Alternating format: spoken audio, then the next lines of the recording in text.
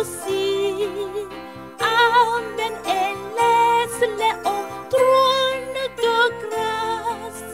Point de fardeau qu'ils ne puissent porter. Point d'autre ami comme Jésus.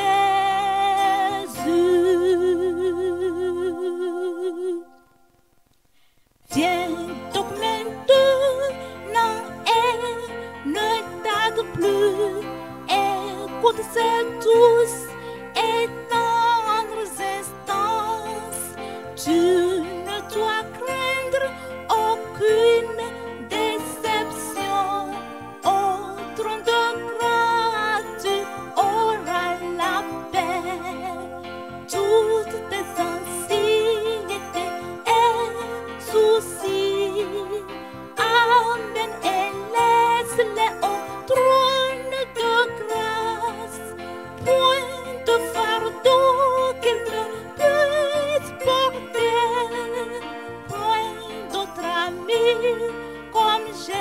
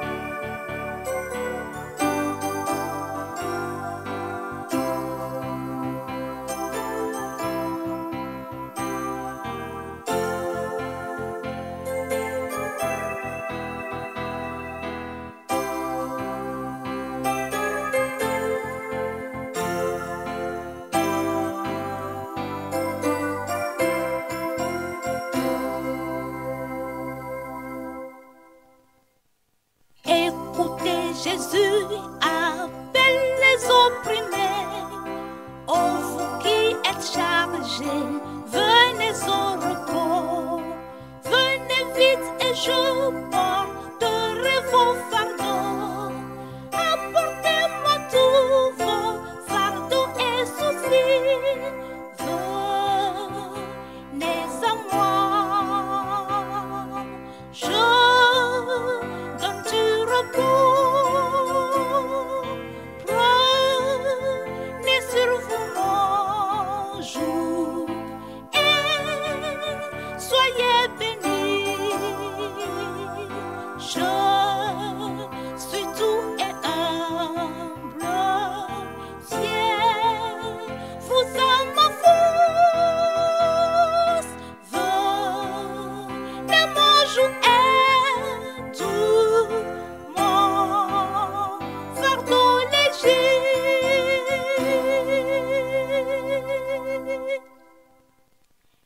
Êtes-vous découragé, errant et là, lié par le doute, accablé de soucis? Les pensées immorales puissent-elles dans votre cœur? Venez à Jésus, vous aurez du repos. Venez à moi. Je donne du repos. Prenez sur vous mon joug et soyez bénis. Je suis doux et humble, fier, vous êtes ma force. Venez mon joug et doux, mon fardeau léger.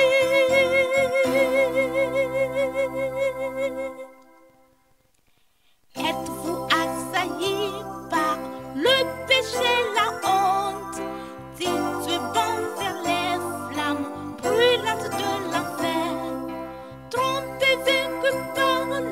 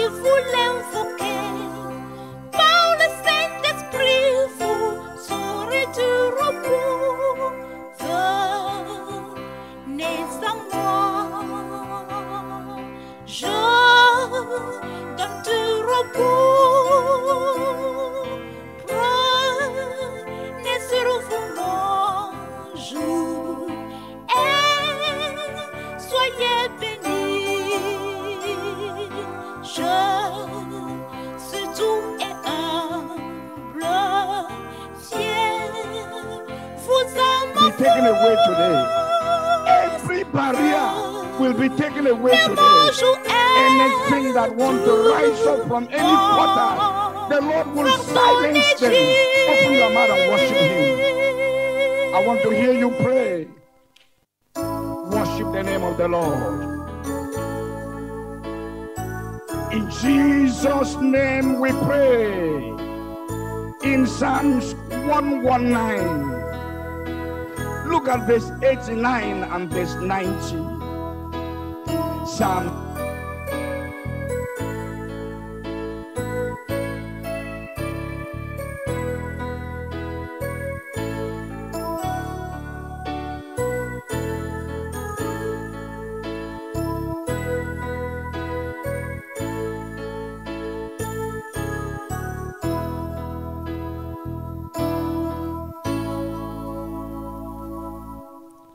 Cœur impatient, sois calme.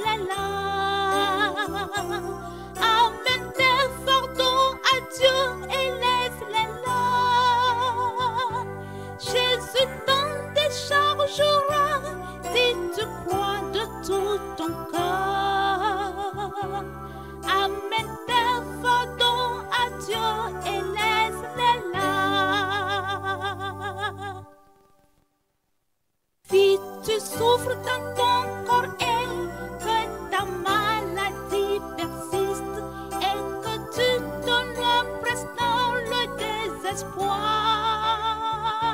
Jésus connaît tes douleurs, il peut te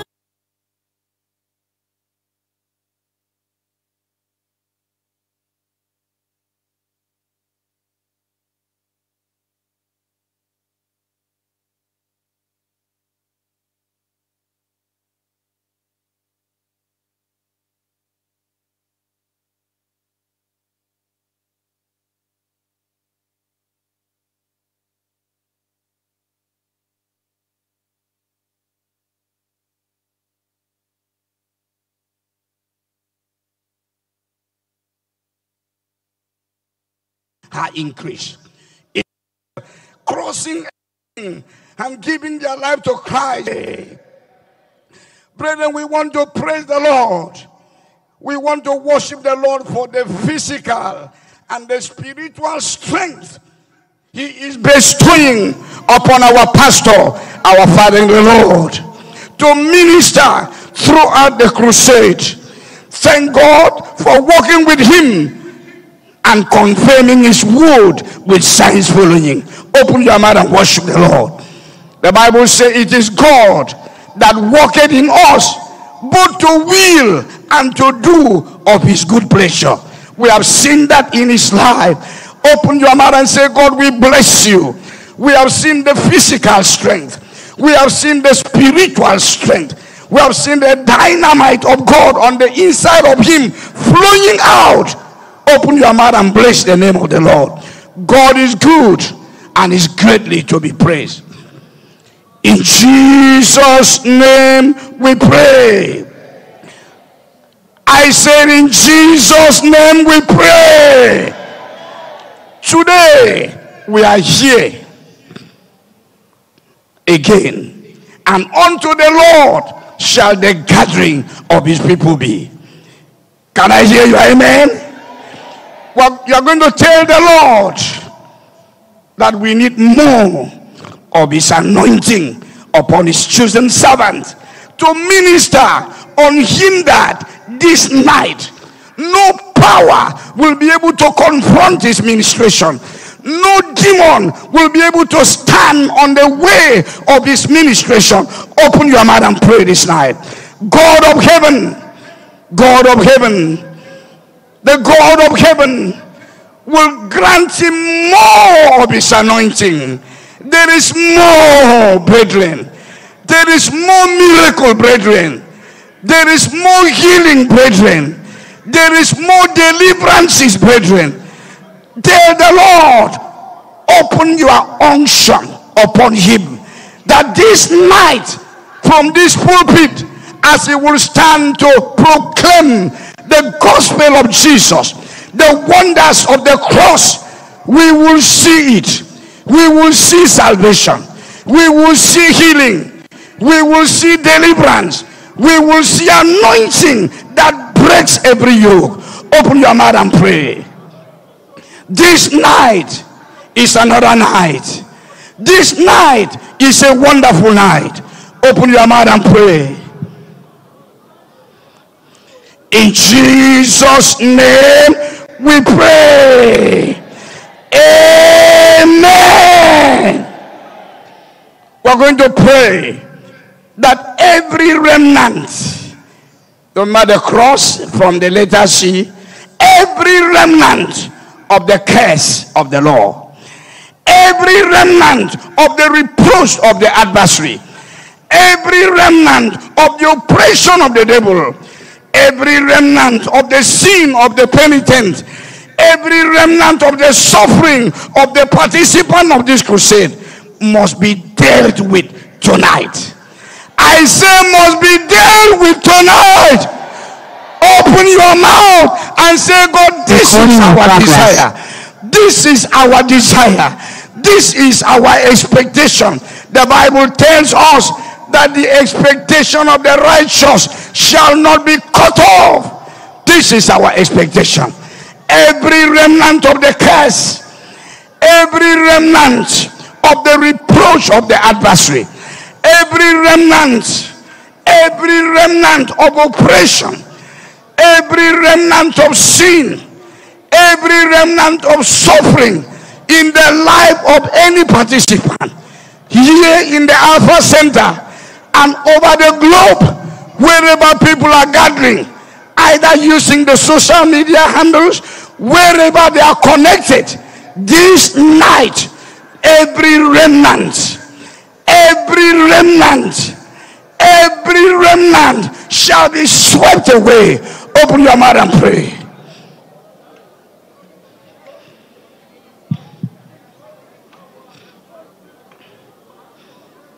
In Jesus' name we pray.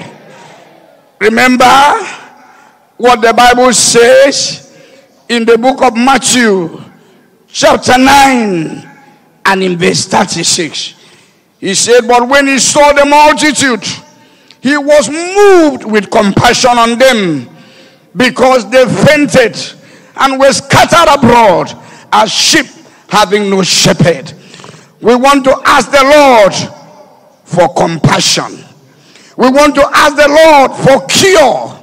We want to ask the Lord for confirmation of the word of his servant. Open your mouth and begin to pray. That is the promise he has given to us. In the book of Isaiah chapter 44 verse 26. He said he confirmed it. And he's still doing it. He's still doing it. Isaiah 44 and in verse 26. The Bible tells us that confirmed the word of his servants and performed the counsel of his messengers, that said to Jerusalem, thou shalt be inhabited, and to the cities of Judah, ye shall be built, and I will raise up the decayed places thereof. Tell the Lord, this night we want to see more of your compassion.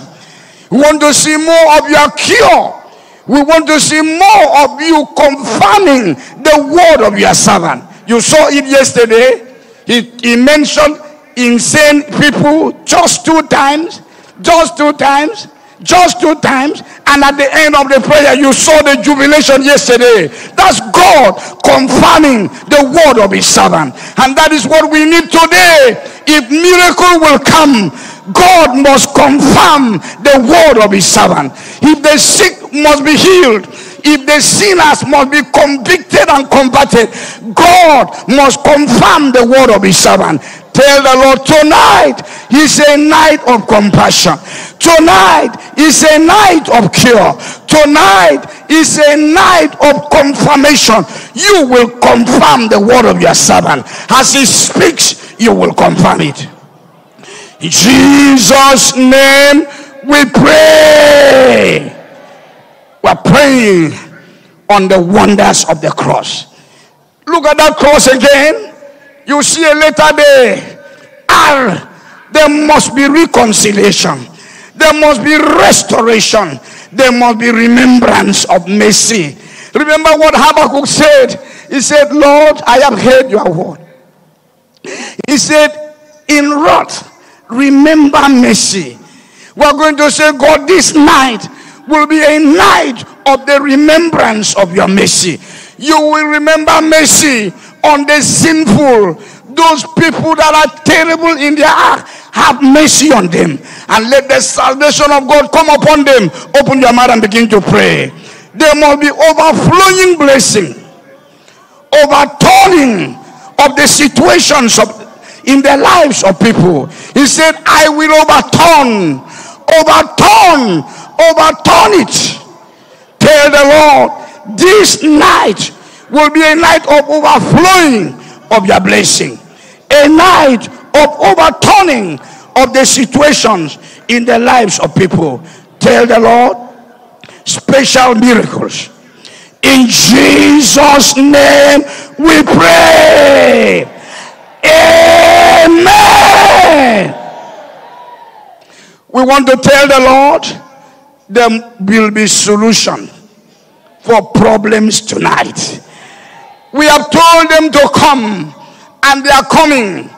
In no time now, this place will be filled up We're going to say, God, this night, because of the letter S in the cross, that your son was crucified, there shall be solution to the problems in the lives of man.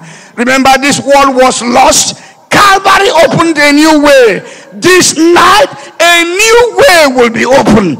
Open your mouth and begin to pray. Tell the Lord, send down your power that will bring solution to every problem that shall be represented here. Pray also that the people, whatsoever is keeping them at home, we want them to rush to this place now. We want them to rush to this place now. God, within a short time, let this place be filled up with people. Let this place be filled up with people. People that will receive solution to their problems, because your power is ready. Open your mouth and pray.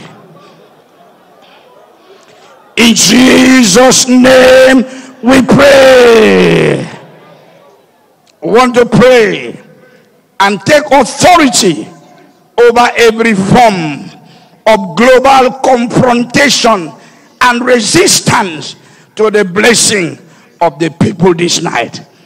You know, the theme of the crusade, if you look at it, it is provoking. It provokes Satan. You know why? Anytime the cross is mentioned, it exposes their ignorance of the hidden wisdom of God. That's what the Bible tells us. If you open your Bible and read it in the book of 1 Corinthians chapter 2 verse 7 and 8, the hidden wisdom of God that was kept for our glory. For if they had known, the princes of this world had known, they wouldn't have crucified the Prince of Peace. So we're going to say, God, tonight, every global confrontation and resistance, we bind. I say we bind and we cast them down. Open your mouth and pray. They will not succeed. They will not prevail. Every global gathering, every global confrontation and resistance, from the sea, from the air, anywhere, we frustrate them and we bring them to naught. Open your mouth and pray.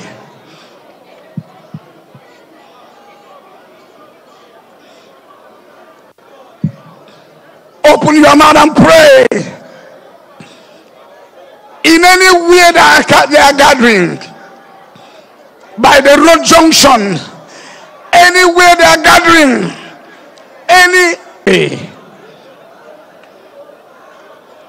in Jesus' name we pray. Amen. Want to pray for mass conversion. You saw the way we rejoiced yesterday because of the touch of God upon an infirm person. We want heaven to rejoice as well. And what makes heaven to rejoice is for the soul that repents. We want to say, God, mass conversion.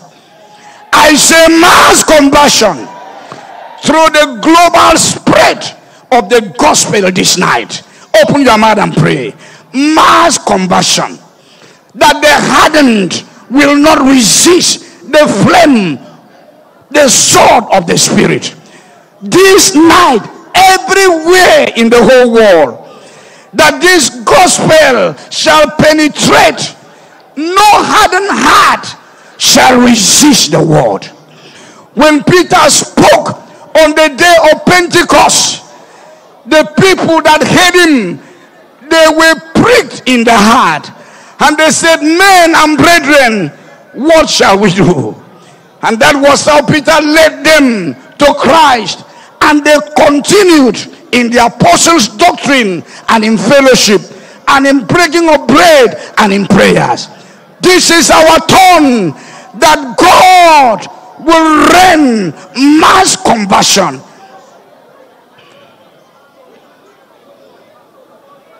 In Jesus' name we pray.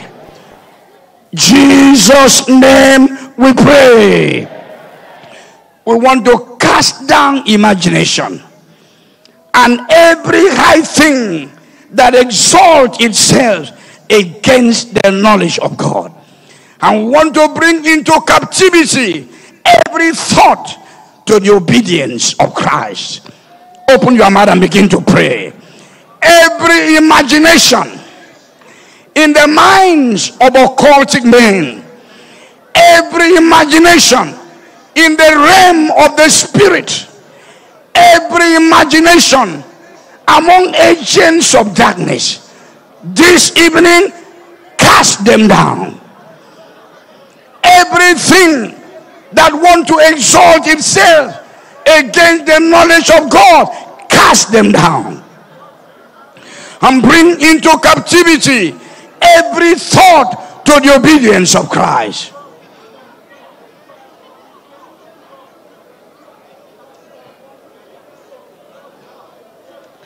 In Jesus' name we pray. Listen, we cannot forget this one. Jesus asked that blind man, what do you want me to do for you? That's all. And the man said, that I might receive my sight. I ask you that same question from the Bible for Jesus. What do you want God to do for you this 5th night of these wonders of the cross crusade? Tell him. Open your mouth and pray. Are you sick in the body and you want that sickness to go? Tell him. Are you afflicted and you want that affliction to go? Tell him. Are you confused and you want to come out of the confusion of your life? Tell him. Are you struggling in pains and in sorrow? Tell him. What is the name of that sickness? Tell him. They call it pile. Tell him. They call it tuberculosis. Tell him. Whatsoever is the name, hunchback. Tell him, Lord, this is what I want you to do for me. As part of the wonders of the cross, this night, have you brought somebody here?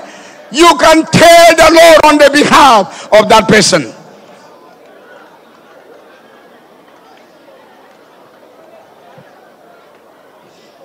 Tell the Lord, wonders of the cross. Wonders. Wonders. Wonders. In Jesus' name we pray. Amen. Father, we bless your name. You are the one that invited us, and we have come. Thank you, because all things are ready for everyone present here and everywhere. Manifest your power. Thank you, because I know you've answered. Because we pray in Jesus' name. Amen.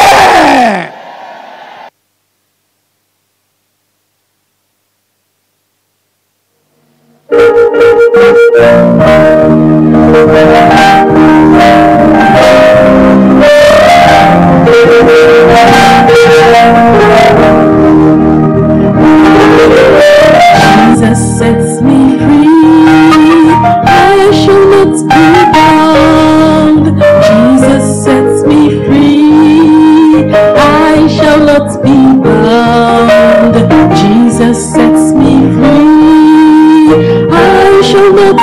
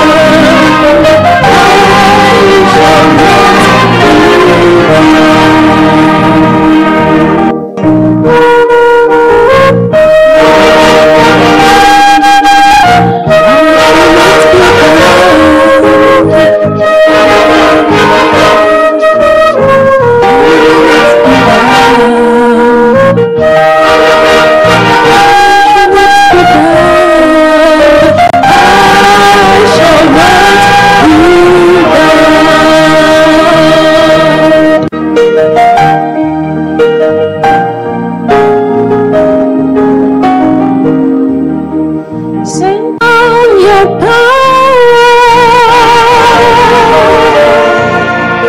Send down your spirit. We need anointing. Oh, let's send down the Holy Ghost.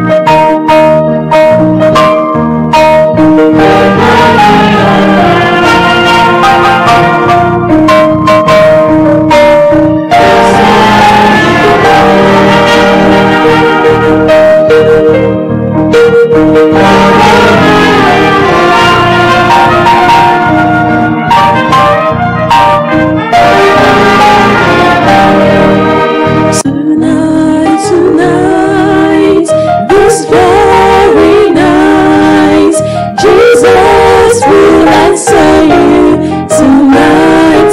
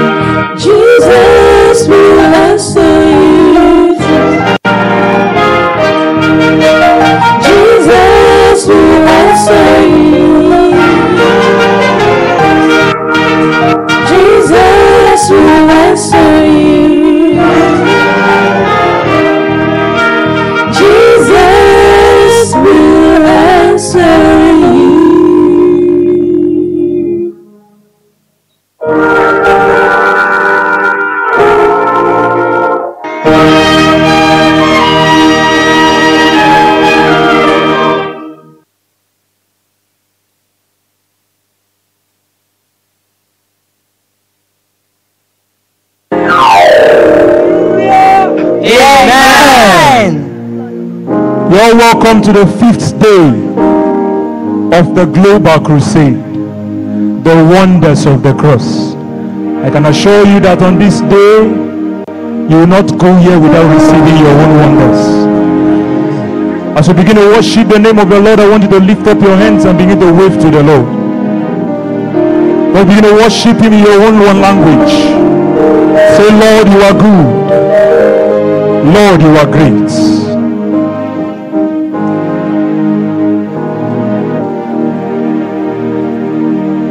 Your name is higher,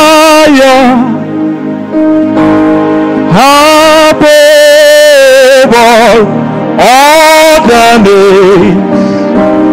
Your name is Jesus.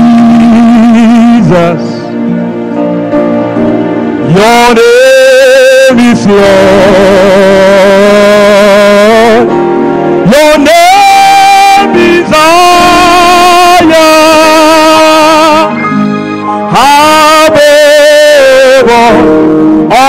the names. Your name is Jesus.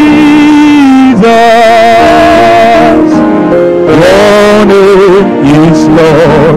Your name is Lord. Your name is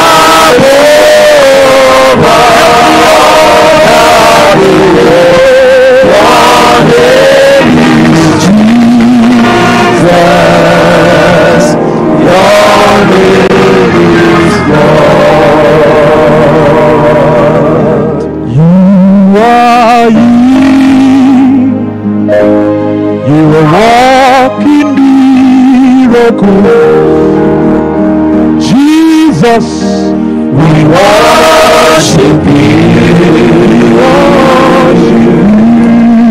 worship you.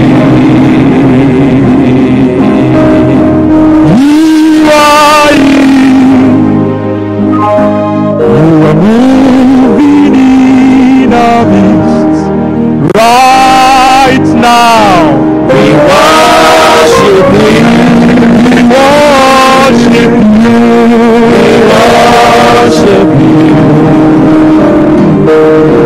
We call you Waymaker, Miracle Worker, Promise Keeper, Light in the darkness.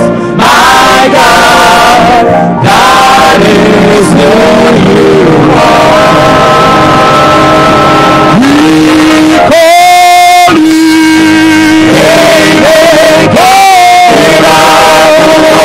Promise Keeper, light in the darkness. My God, that is who you are. That is who you are. That is who you are. That is who you are. That is who you are. That is who you are. You are God.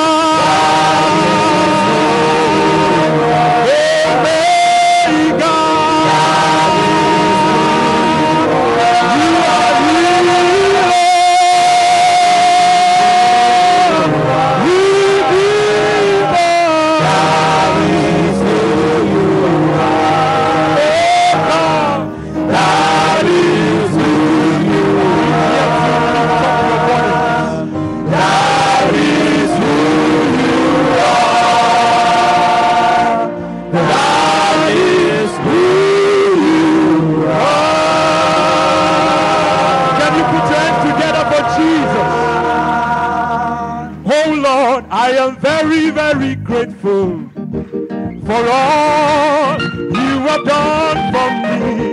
Oh Lord, we are very, very grateful. We are saying thank you, Jesus. Thank you, Jesus. Oh Lord, we are very, very grateful. You have done for us. Oh Lord, we are very, very grateful. We are saying thank you, Jesus. Jehovah, we are very, very happy for all you have done for us. Oh Lord, we are very, very happy. We are saying thank you, Jesus. Oh Lord, we are very, very grateful for all you have done for us. Oh Lord, we are very, very grateful. We are saying thank you, Jesus. Can you put your hands together for Jesus?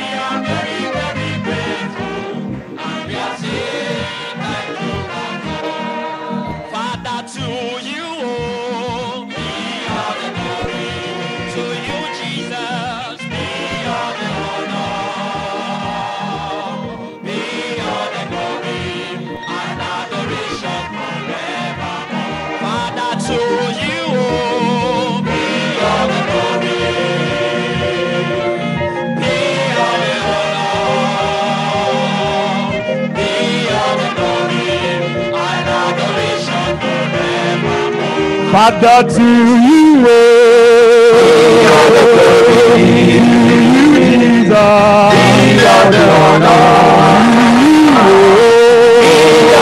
and adoration forevermore. Father, to you, All the glory, to you, Jesus, be all the honor, and adoration forevermore. I will give you all the praise. I will give you all the glory. I will give you all the honor and adoration forevermore. Father, to you, all the glory, all the honor, all the glory and adoration forevermore. I will praise you, Lord. I will praise you, Lord. I will praise you, Lord. I will praise you, Lord. I will praise you, Lord. Lift you up. I will praise you, Lord. I will praise you, Lord. I will praise you, Lord. I will praise you, Lord. I will praise you, Lord. Lift you up. I will praise you, Lord.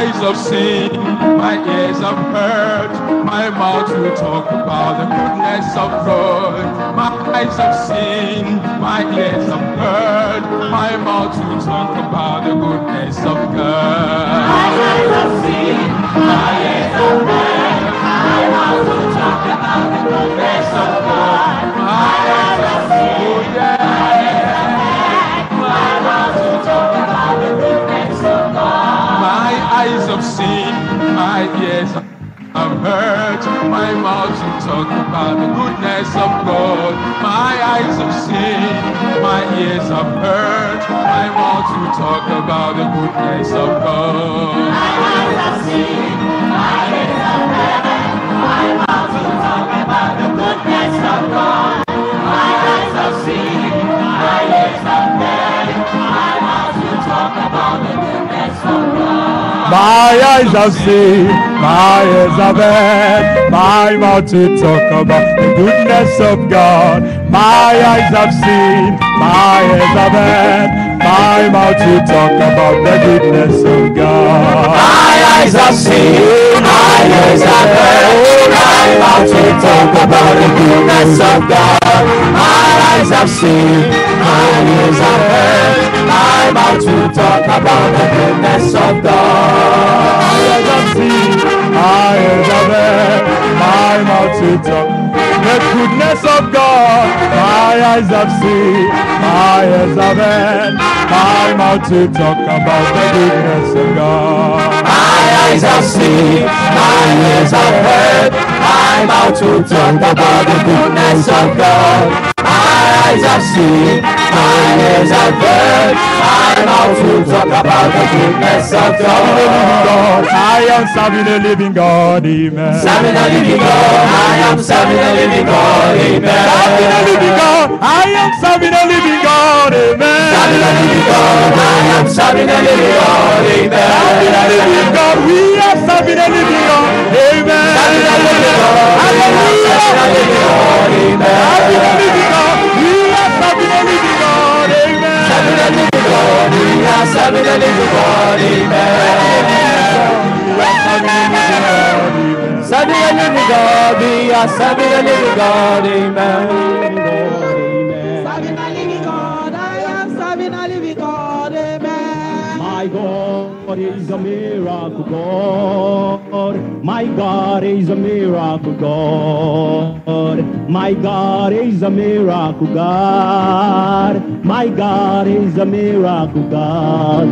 He has never failed. He will never fail. He will do what he promised to do. He will do what he promised to do. My God. My God is a miracle God. My God is a miracle My God. God is a miracle God. My God. My God is a miracle God. Miracle working God. My God is a miracle God.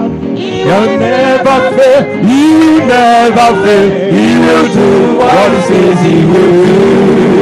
He will do what he says he will do. I can see him working in my favor. I can see him fighting on my battles. I can see him bringing in my miracle. He will do what he says he will do. He will do what he says he will do. I can see working in my favor. I can see fighting on my battles. I can see him bringing in my miracle. He will do what he says he will do. He will do what he says he will do. Only him I would serve. Only you I would serve. I have no other God. Only you I would serve. Only you I would serve. I have no other God. Only you I would serve. Only you I would serve. I have no other God. Only you I would serve. Only you I would serve. I have no other God. Jesus.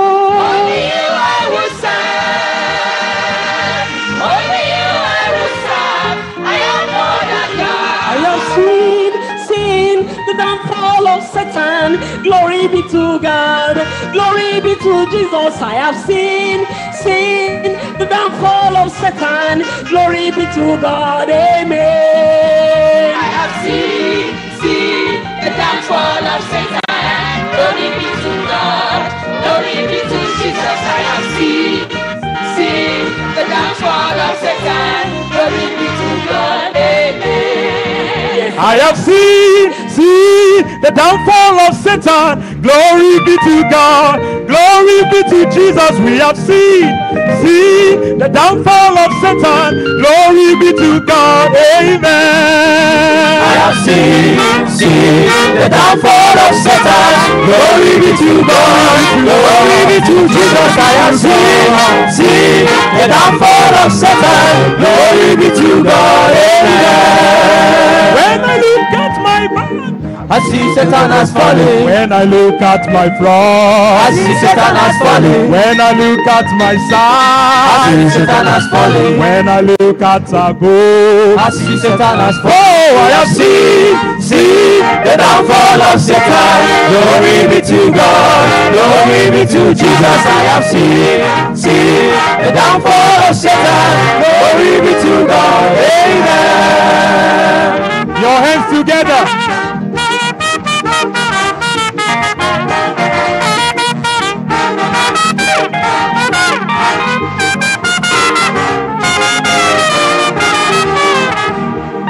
See the downfall of Satan. Glory be to God. Glory be to Jesus. I have seen the downfall of Satan. Glory be to God. Amen. I have seen the downfall of Satan. Glory be to God. Glory be to Jesus. I have seen the downfall of Satan. Glory be to God. Amen. I have seen the downfall of Satan. Glory be to God. Glory be to Jesus. I have seen the downfall of Satan. Glory be to God. Amen. I have seen our hands together. Praise the Lord. You're all welcome to the Global Crusade, the 5th night in Jesus' name. We're going to pray, but I want to read the word of God for us. We're going to open Exodus chapter 15, in verse 3. The Bible says there, the Lord is a man of war, the Lord is his name. This night, the Lord will fight the battle for you in Jesus' name. You may have been in a place of confusion, in a place of captivity, in a place where you are crying, and you are wishing for somebody to help you. This night, the battle will be fought and won by you in Jesus' name. Open your mouth and tell the Lord that tonight my battle is accomplished. The war has been won. Tell the Lord, I want to help you tonight. That there will be no area of my life that will be under the authority of the devil, under the authority of sin, under the authority of sickness, under the authority of Satan, and under the authority of any other thing that will hinder you. What God has for you. Pray.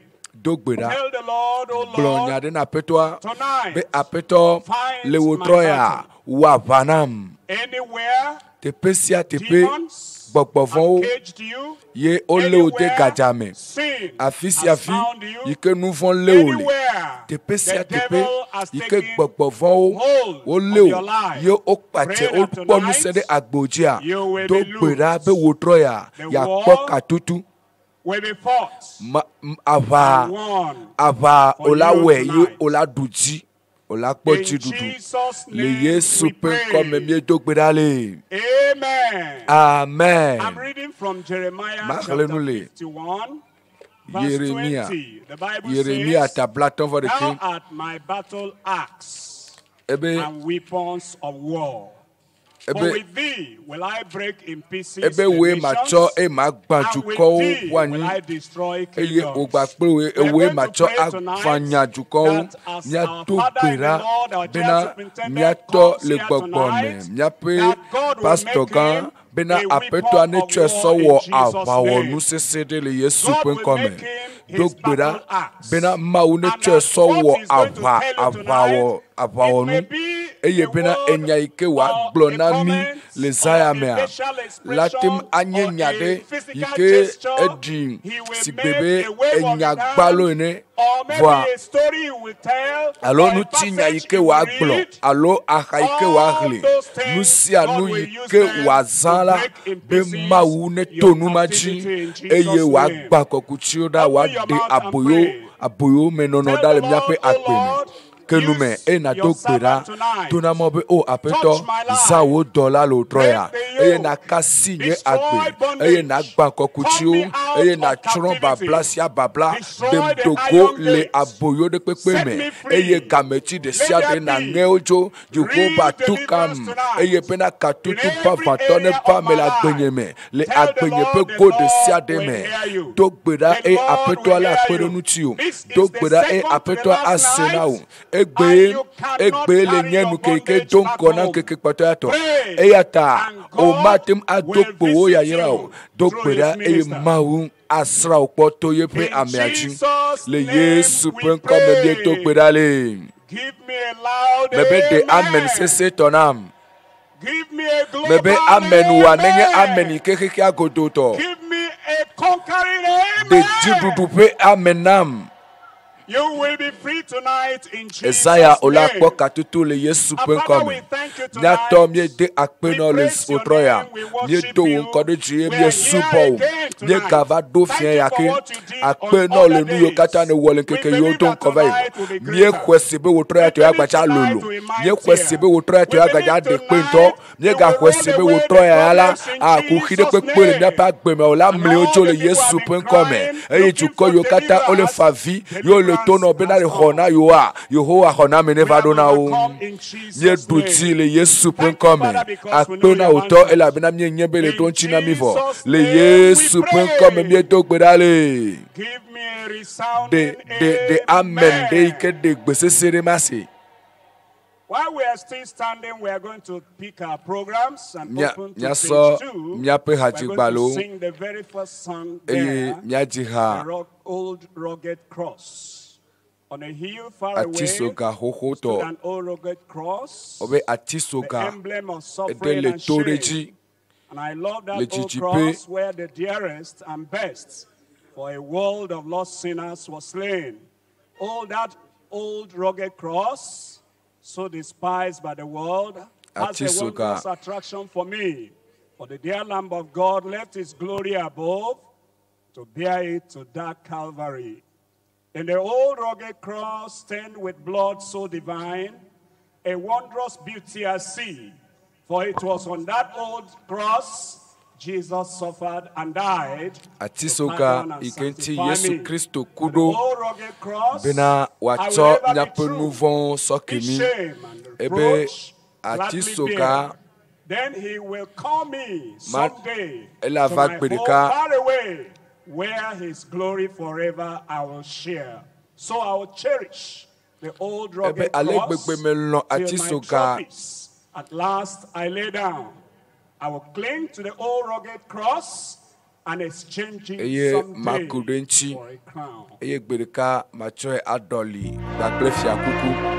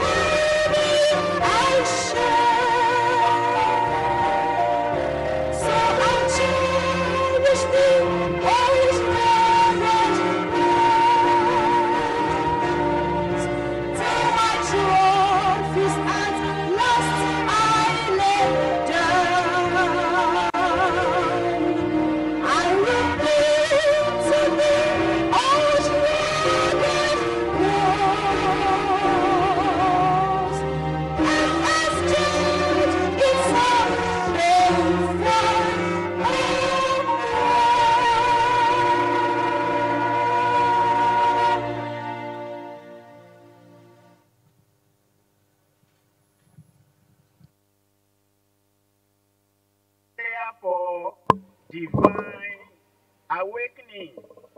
Want to open our mouth and speak to the Lord for divine enablement Bena mau ne donu semi mau ne nami nutete gbogbometo ale bena judopo mo nyakaka alo mo nyakaka pe edo ale kikia kata me no watem akpo nkogbe dede. Verse 25.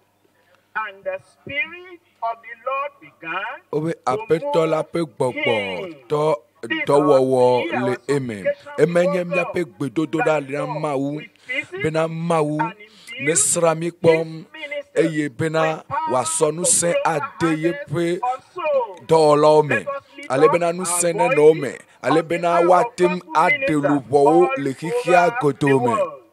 Shall we pray? Minami adogbera.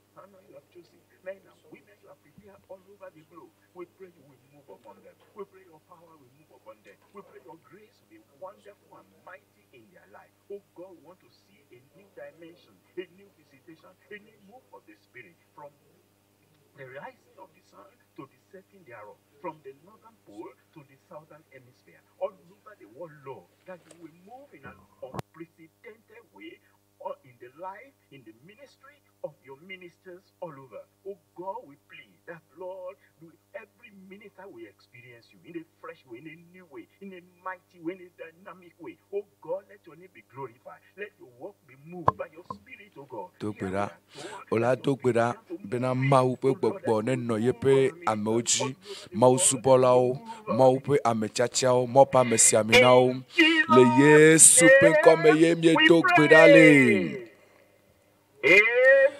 Amen.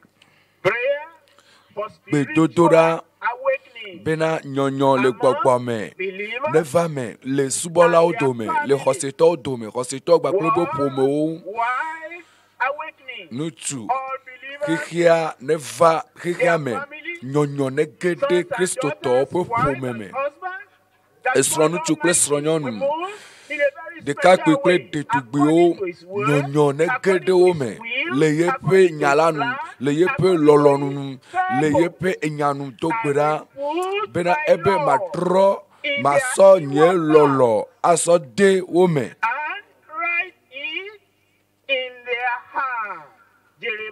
Jeremiah Yeremia ta blaton vaton pupi blaton vone esianye nukpetoto ike mawu chonami esianye nukpetoto ike mie le bia egbe le mawu pe fiazikpela nuko le nublani popo pe fiazikpela nko esianye nukpetoto eye miao yala ele bena mia favina mawu ale bena yepe lolon yepe jiji ne nomiame ale bena yepe nyala enyama ne watim akwodo le miape nyametoto miape nyakpokplo le hoseto de sia de pe agbeme le keke agodome dogbera bena mope nugbedodo mare ne zunu va vale miape nkeke ome dogbera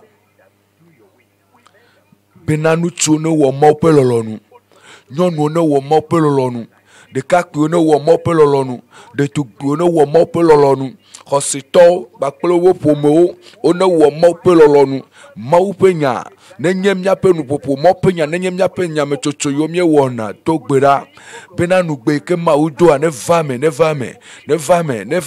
míaƒe agbewo me to gbe ɖa ame dzɔdzɔewo tsɔtia ne wòagbɔ agbe hamea ne wòagbɔ agbe dogbera le xixia godome afi sia afi ke viviti le mawu ƒe lɔlɔ ne zu kekeli ne wòakle dogbera mawu nuso katã tɔa ne wɔe nukunu ne we ne nyonyo ne wa gede hame mau pe lolonu mau pe mo le Yesu pe comme ye mie to pedale.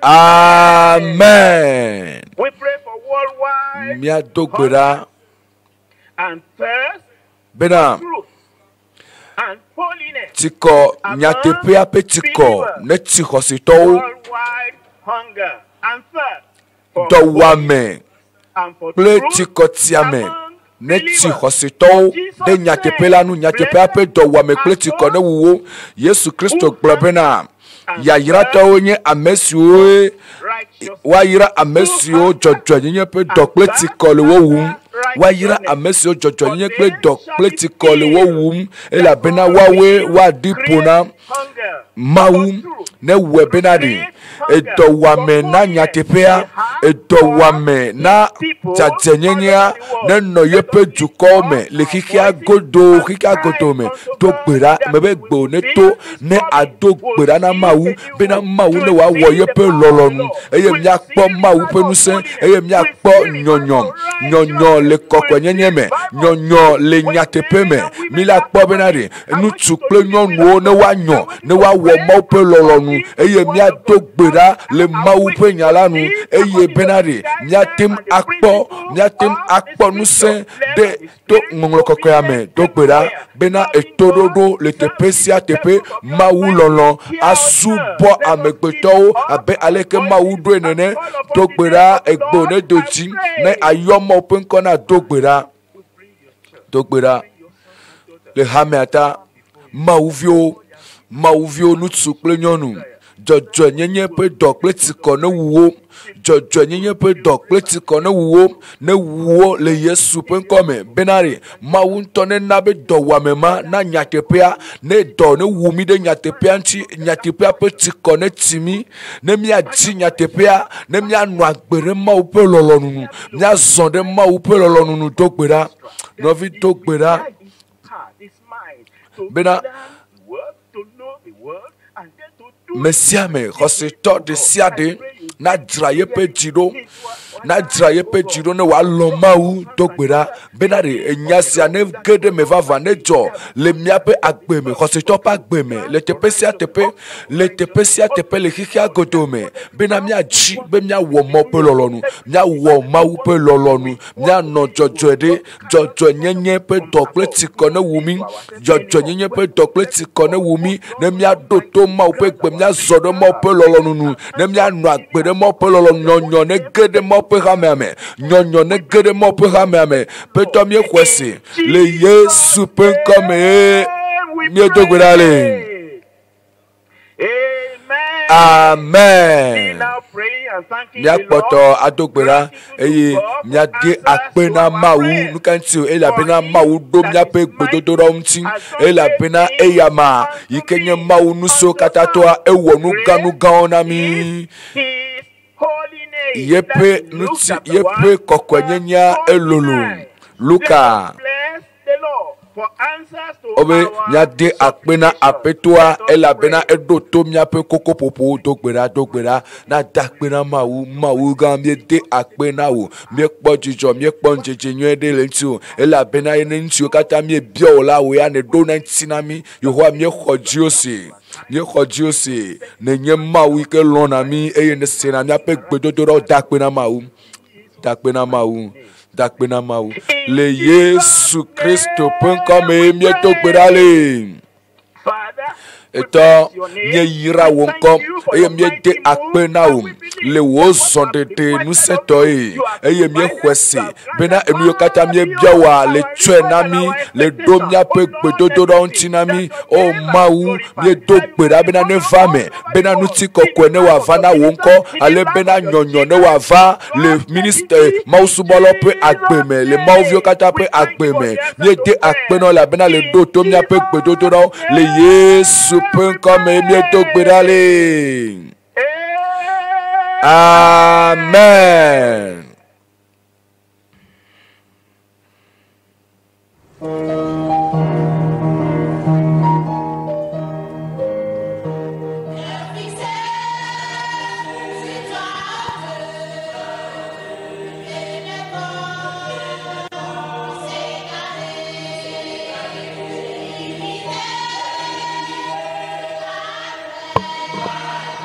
hadidi pe wonawe doctor yo awe le yeti fifi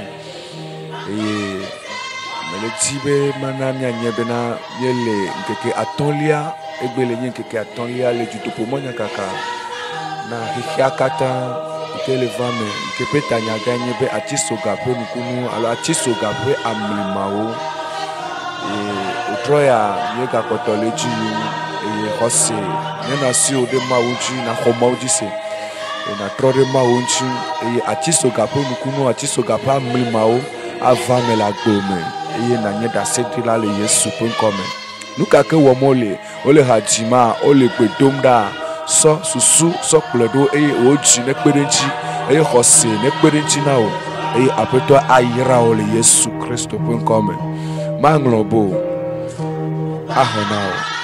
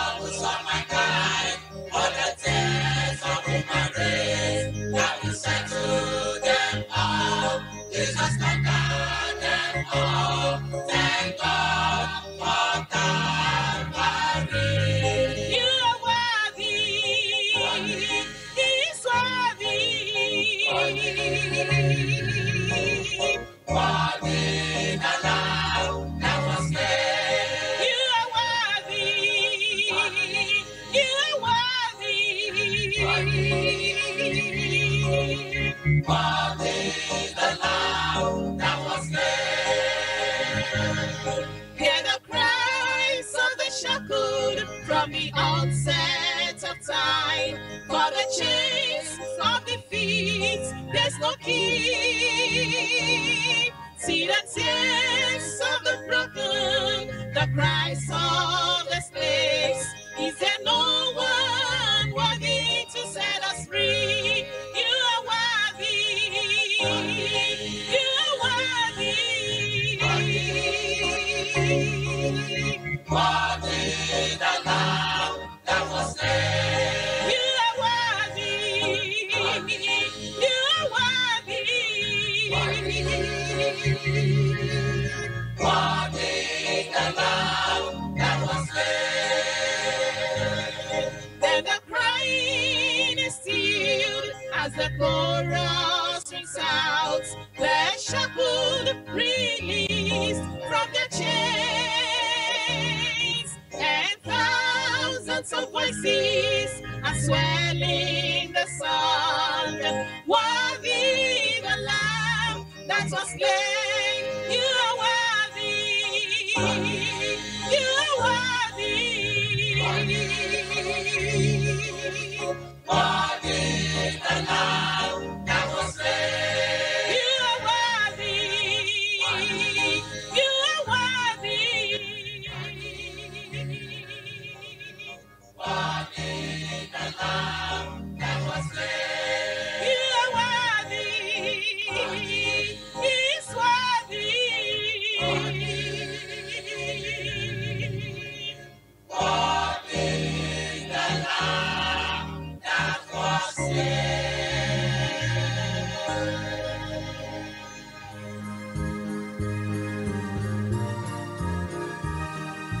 He was crucified for me.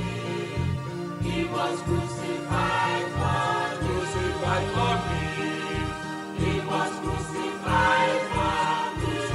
for me on the cross of Calvary. Prince of glory, condescended, he has favored me. On the cross he victory suffered, my was not to free. He has blessed my inner being, changed my life of wrong. How his touch of healing measures fills my heart with soul.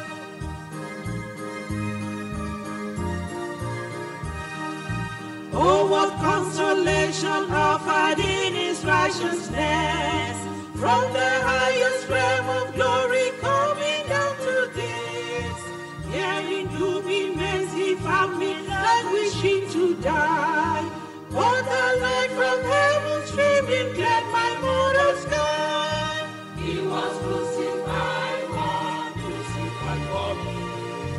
He was crucified for me. He was crucified for me. On the cross of Calvary. See the suffering of creation, kingdom and the skies. Almost sinful salvation considers the eyes. Yet he is the mighty one and praise for every foe. Crossing over the triumph over sin below. He was crucified for me. He was crucified for me. He was crucified for me. On the cross of Calvary. Glory to his name. Glory. Glory to his name. Yeah, to my heart was the blood of Christ. Glory. Glory to his name. Glory to his name. Glory. Glory to his name. Yeah, to my heart was the blood of Christ. Glory. Glory to his name.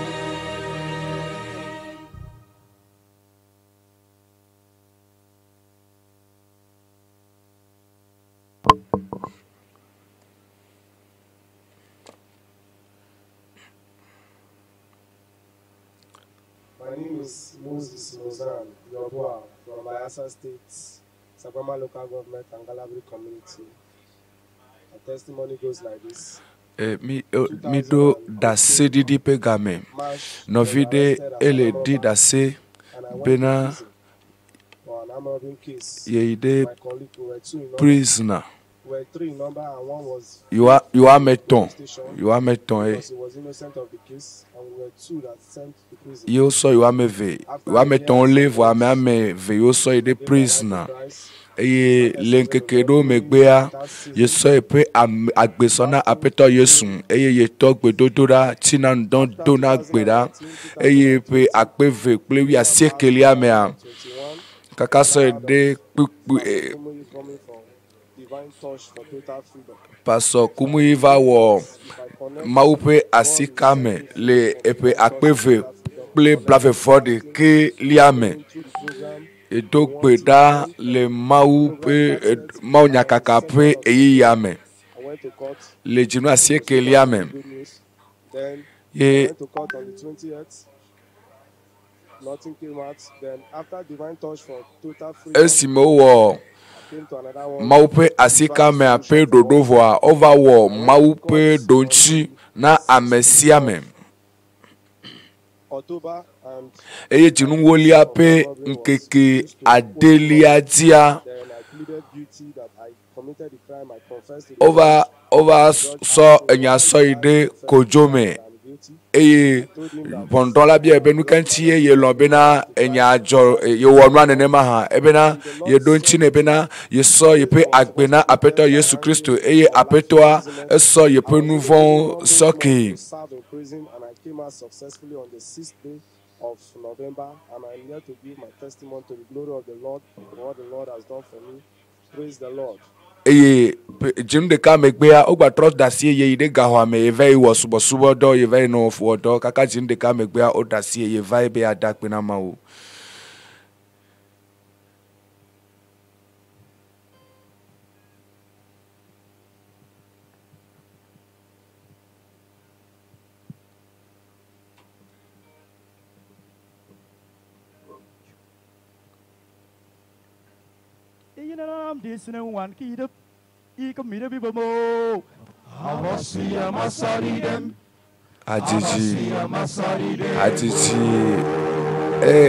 Ati hawe gbaleti ha.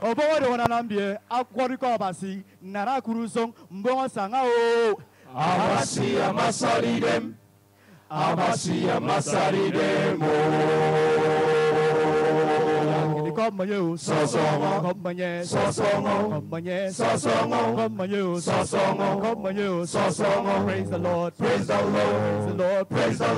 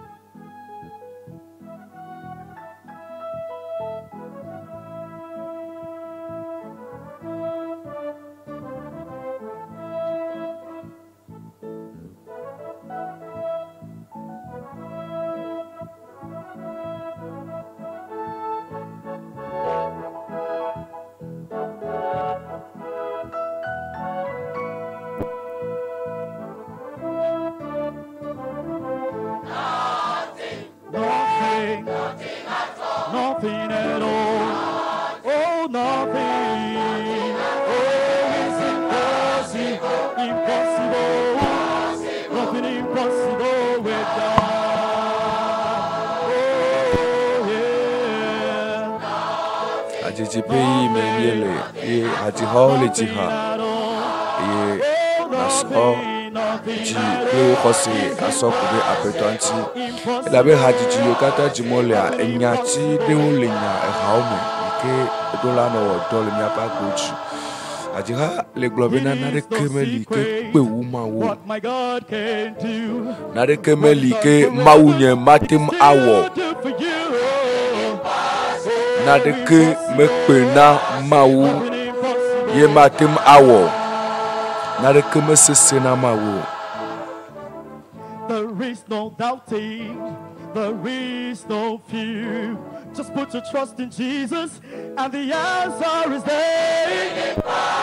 Oh, impossible, nothing impossible. Na de ke mesesena Yehowa. Na de ke mekpena Yehowa pa o.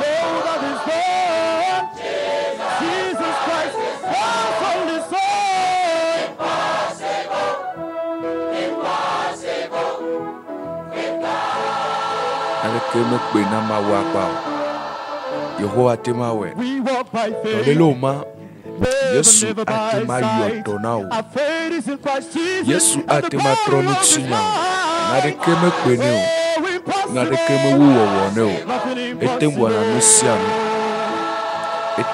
nusianu e utroya awo nusianu ye la gome. Why this? For Yesu Jesus, the horse in no no. Na de ke meglo na Yesu. Dokito atema gwa be glo. Amegboto atema gwa be na glo. Ela be na tete ke ngala amegboto so amegboto police se ko pelesi. Ka Yesu Kristo na de ke mewo wone o. Nadeke me glow na Yesu. Etimu na nusiano. Oh Yesu jise. Yepe nusia bakotole abaleke ole plemanke koma. Nadeke me pene akpa o. Nadeke me pene apoto akpa o. Nadeke me pene. Nadeke me lolo. Nadeke me seserio. Atema do. Atema yodo. Nusia nu le boboere ne. Ewo na nusia nu boboere. Do you have any problem? Ukide le jiwa. Me jibe na nye. Benare. Nadeke me wuo na Yesu. Awe now. Nadeke me wuo no. Nadeke me wuo na Yesu. Nadeke me pe na Yesu akpa. Nadeke me plo no. Yesu awo dodu yesia de la gome. Atro agbo peluchinya, atro son le pewa, atro bio bagbe, atro topo penya, atro ndesia de la gome.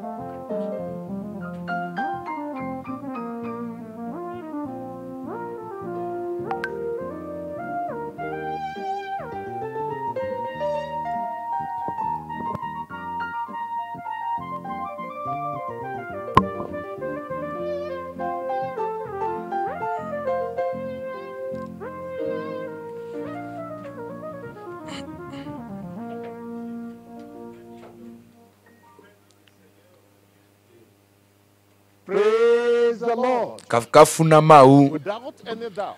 Dikeke adeke melemo. Wonders of the cross. Nyele kpo enu kata maule wonami tu judopo monya kakaya me egbele nyenkeke atonlia nkeke amene vaivo. Because very soon. Et la pena le majijime a miato le gbogbo lava Amerike dro maupe ya irao bonanao vakafi ne wava bedenchinye ne miadota na hatila ike lati hanami egbe ike penkonye William McDowell Mido wezona mesia meva judopo monya kaka ike le vame le uyo pejuame le Nigeria eye mieva benamia awodika nemia subo apetoa. And now we honor the Lord together, the one who satisfies us. The longing of our soul is satisfied in him. We don't need to search anywhere else. We find our completion and our satisfaction in Jesus and Jesus alone. Yesu Kristo de kakwela na jiola jemen. Yesu Kristo de kapekwela na ola dipo. Nuyo kata jimnele lagbe amen. Yesu de kapekwela tema na jinyela jemen. Nya keklo hatila lema ebe Yesu de kakwe atema na jinye ajemen. Yesu de kapekwela na luponye akpo jijemen. Yesu de kapekwe atem anabe jinye ajemen. Yesu wokwe atema yodonam. Yesu wokwe atema na tinye ajeme. Yesu wokwe atema na lanyeme afa. Yesu wokwe atema na be ntinye. Nuchinyanye atro. Yesu rekape kwe atema dipo na nyeluho. Yesu rekape kwe. Yesu rekape kwe. Yesu wode kakwe okwe atemawe trode Yesu nchi na no kwe na no nye na no kple ano hue meni ne ba Yesu wokwe atemawe na Yesu wode kape ko atema na luponye agbo chicheme luponye chi jojojo le menyeva Yesu wore kape ko atemana betinye na jeme atiko ometele na reke womo konti ometele na reke womo Yesu wore kape ko atema wenam. If I take what the world has offered, I have to come again and again. No trodo ke amenchi be ke amela wele aidi. Ola no ikonje agbano yi, ano ikonje agbano yi. No ikeke amepo fudo to be akusire. Ola we ku egbe so lagba yi agba we kuke ola no yigasi agame. For no va Yesu boa. Yesu adipo now. Yesu anatio ajeme. Yesu wode kape ko atema na luponye akpo chicheme. Yesu wode kape ko atem ana luponye akpo chicheme.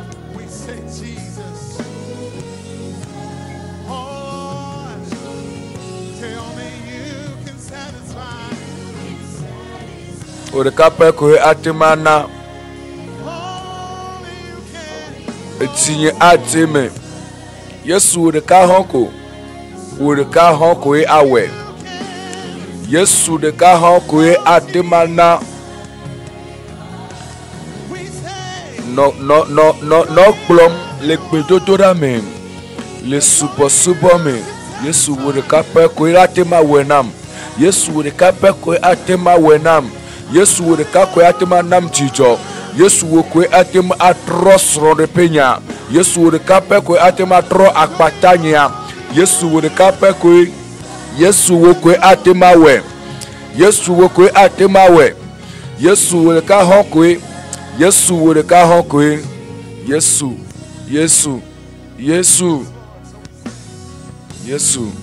If I take what the world has offered, I have to come again and again. No be konti ela were.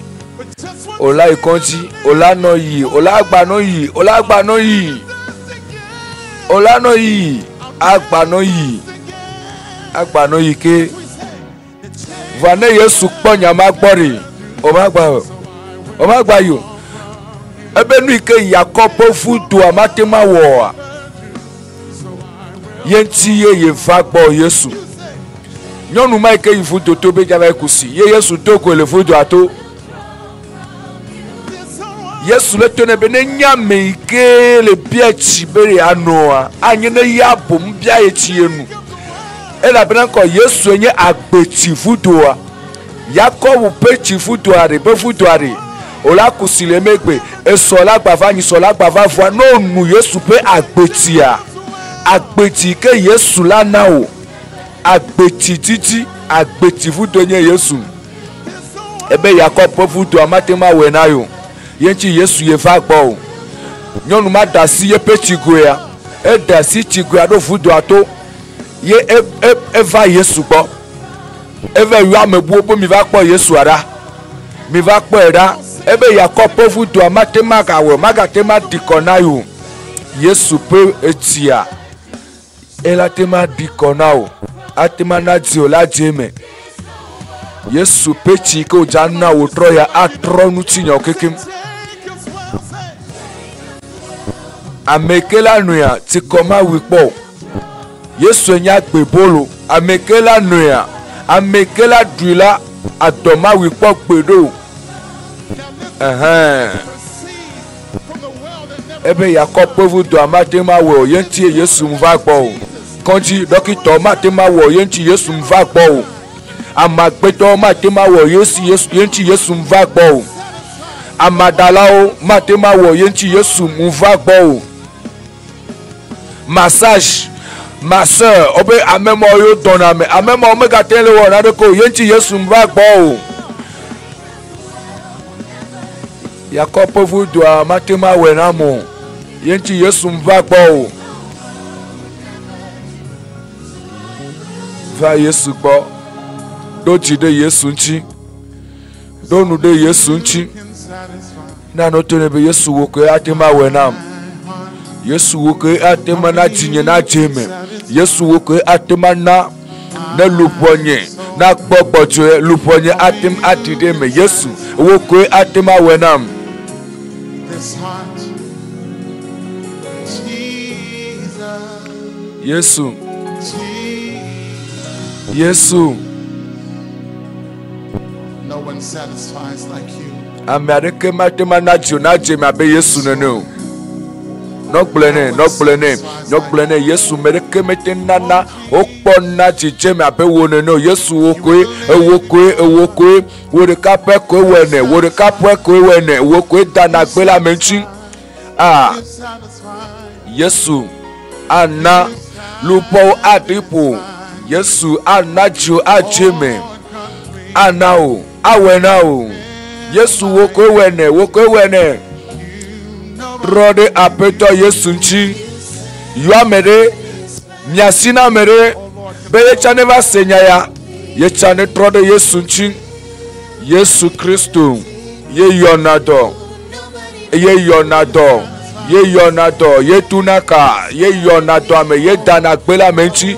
Eye wɔna me wosuna ame dzɔdzɔe, ye wɔna me wosuna Mawuvi. Yesu wo ɖeka pɛ koe.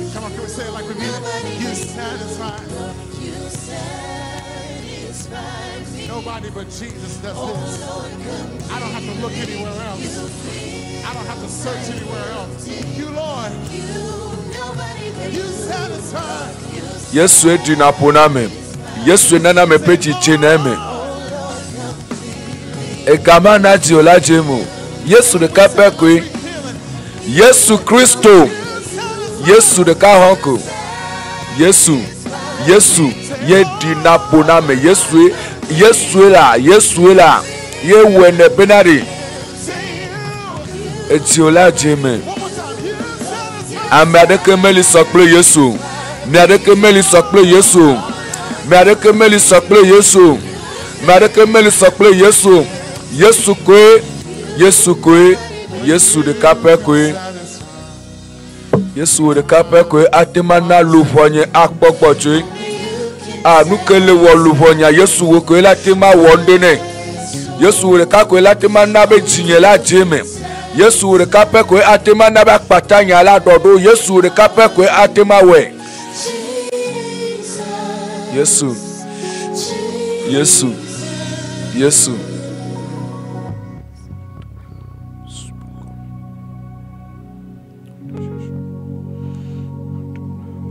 Can you lift up your hands to the Lord? As we sing this together, we say, we give you praise. Say with me. Lord, we give you praise. Because you satisfy us.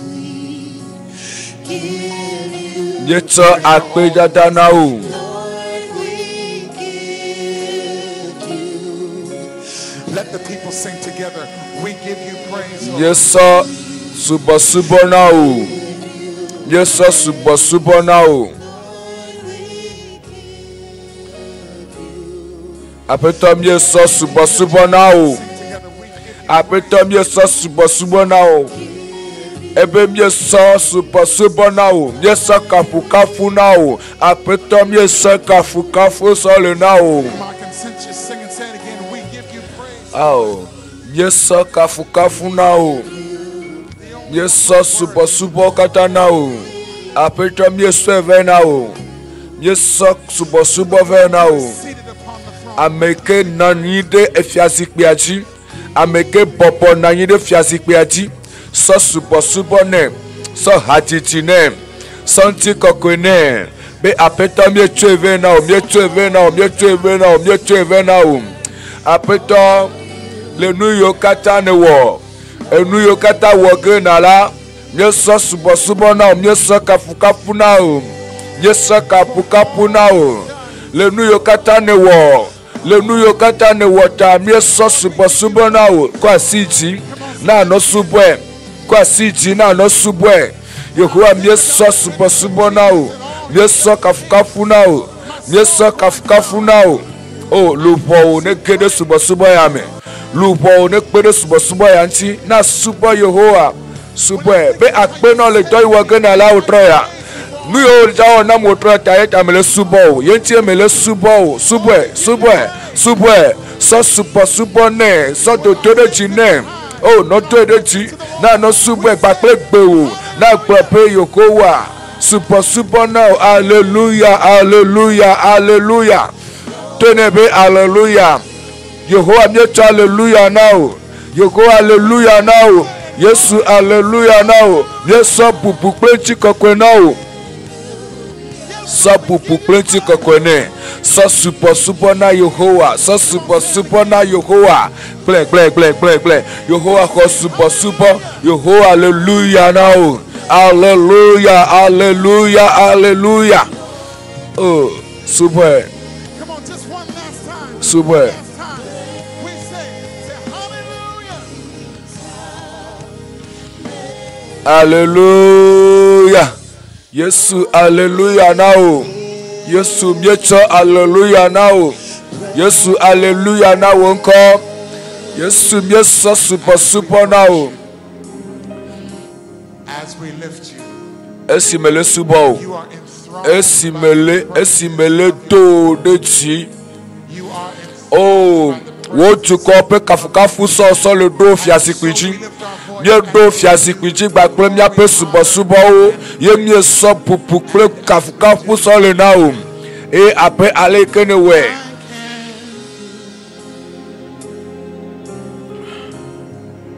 Your presence in this place, I can feel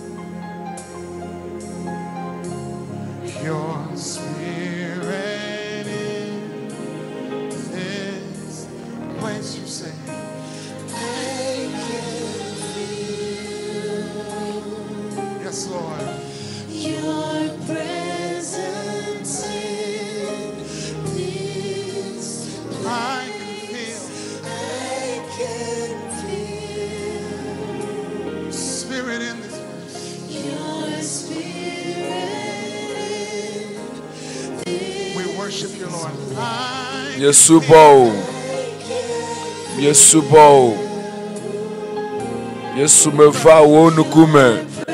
Yesu me va. Oh, amekponono. Yesu me va là. Your spirit in this place. And Jesus is here. He is here. Come on, say that with me. Say Jesus is here. Yesu la fisia. Yesu la fialo. Everything. Everything I need is here. Can you lift up your hand to the Lord as we say Jesus is here? Kwa siwe jina globe Yesu le kepesia. Yesu la fia.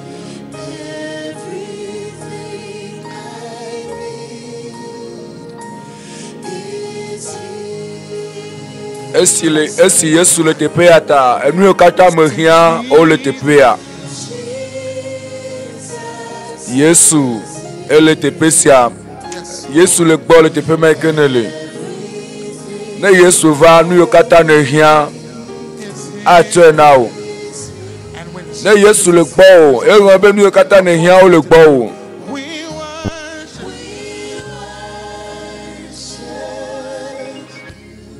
Yesu bo. We've come to do.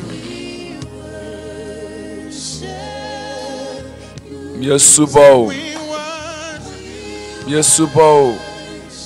Yesu bo. Would you lift your voice and say, we worship you, Lord? Rabbe Yesu me subo. O blessed say gle e me no kone. Yesu me subo. Yesu me subo. We worship you. Yesu me subo. Say, we worship. Rabbe Yesu me subo. Yesu me subo. Yesu xɔ subɔsubɔ. Yesu xɔ subɔsubɔ.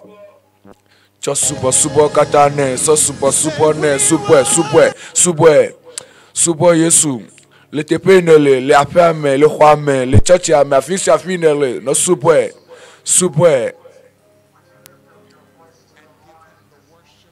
Sɔ subɔsubɔ kple ŋutikɔkɔe kple bubu katã na Yesu. Sɔ subɔsubɔ kple bubu katã na Yesu. Ale Yesu xɔe le Yesu Kristo ƒe ŋkɔ me. Amen.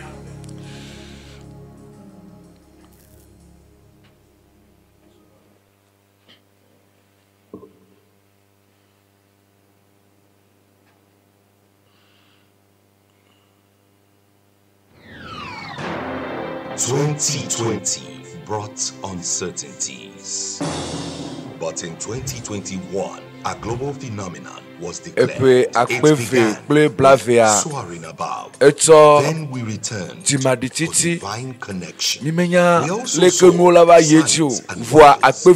from the train moved to divine touch. It arrived. And we experienced divine solution. Then we brought the GCWFK 800 flight to showers of blessings. And here we are. After sailing, we can see the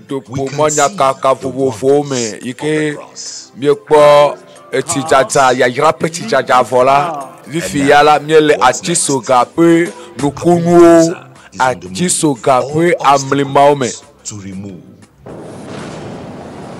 Jipo pe bulldozer aho eto de sia de jo.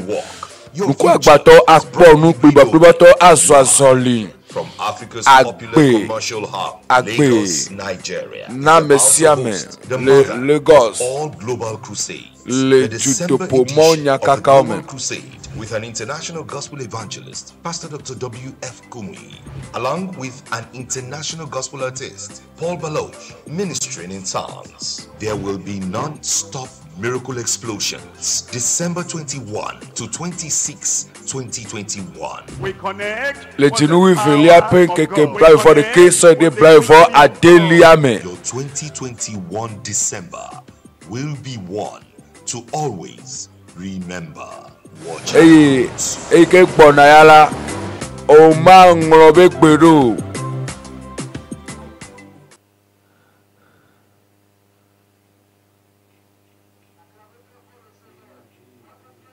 Voici que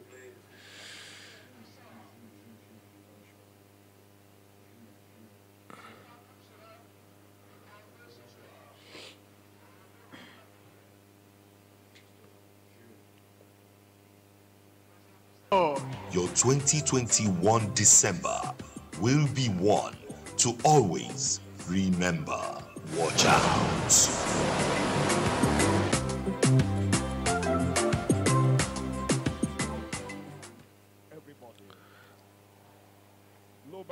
You will see the glory of God. Hehia godo milakpo mope nuti kokui. Nusi anu ikenye mohenu wotro ya maula dokpo ne adeda ke nume na dokpo da fipije. Hehia godo nuka kenye nusema ikele wo nukunu so dare apeto azimne apeto adeda le moaji. Maupe ame amau so amisisi so do agbane eye wo troya wo kplo ado agbango nu sensia nu sen ke titre den ti wa apeto anote o le zame Yesu penkoa enye mosese eye amechocho puna tuve benadete Yesu penko enye mosese eye amekoko ve benadete eye wo pona dede ola pohona me otroya apeto la sika genti ogbakple nusen hihia godo mauja kasia mesia menchi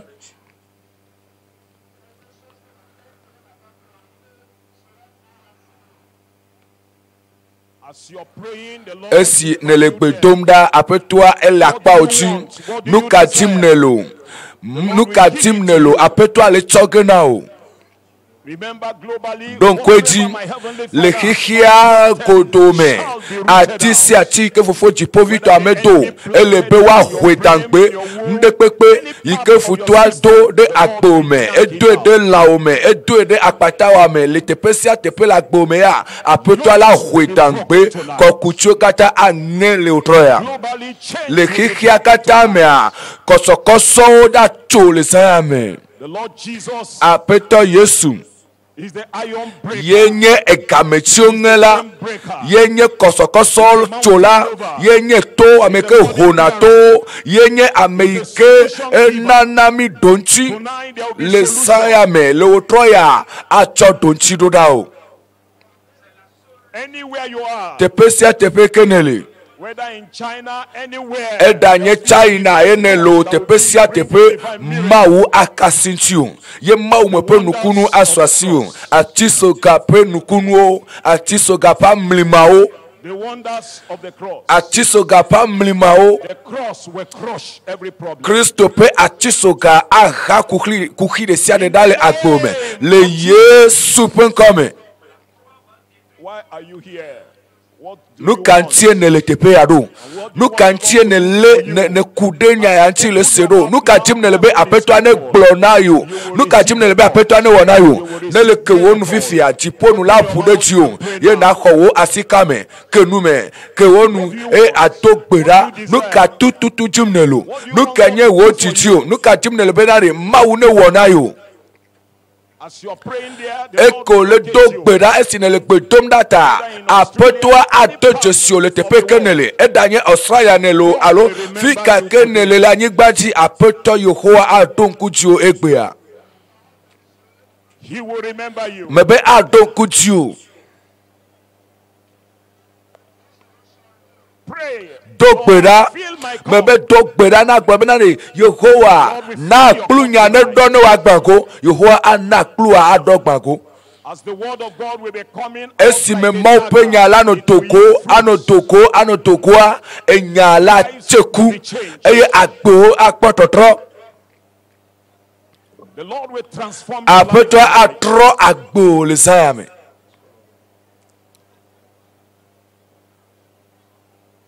anything remaining in your nu life, de the Lord pepe will yi ke flush it out. poto le agbo me apeto la kplo ojo.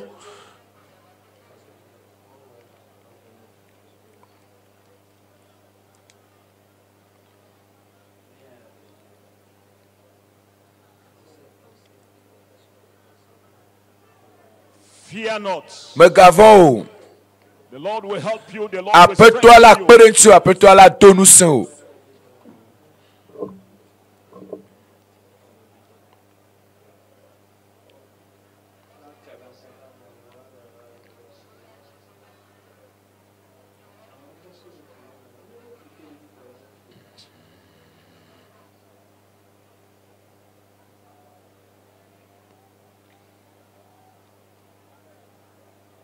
Begin to thank God. To akpeda dana mau elabera apeto adoto wo gbedododa oh otroya eri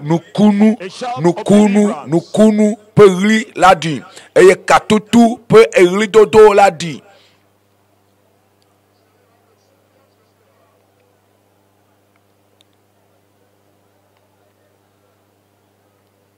I believe. Me hwese You believe. ohane hwese I believe. me hwese Globally, I believe. hihia kekem hwese The Lord will surprise you apeto tonight. ala wondandonde la gbome le sayame.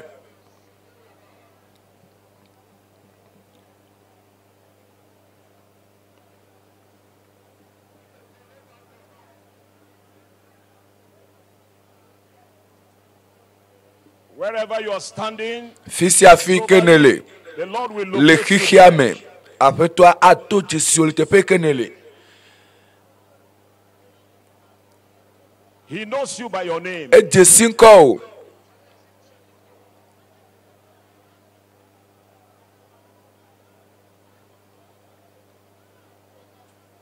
He knows the challenges you are passing through. enya dikayo la gbome enya nu yo jojo la gbome. Thank God for those who are praying. Akpena maula mesio le gbedom data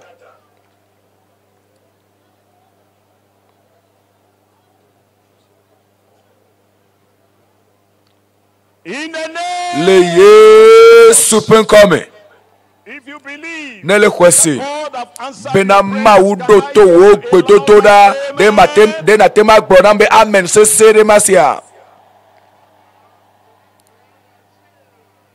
Our pastor is loaded. Miape pastor mau so yayira so do agbadeji eso perenchi nye ne miaho pastor W.F. Kumuyi apeto wezo. Hallelujah.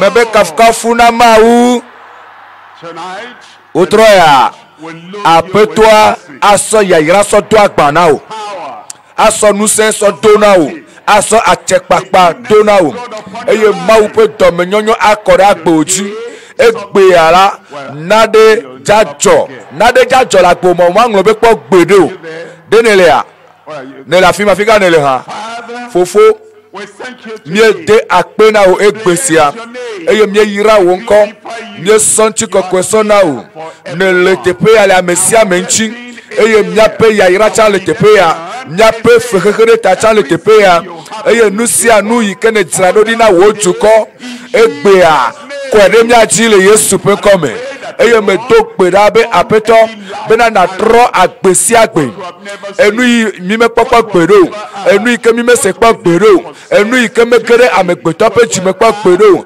egbe a asumiasi ye mi apo eye akere mi ape alo me le Yesu pe come dokpe wo nukunu penu senti le amesia me pa gbe me ni de akpe na apeto la bena mi nye bele we le Yesu pe come mi to gbedale.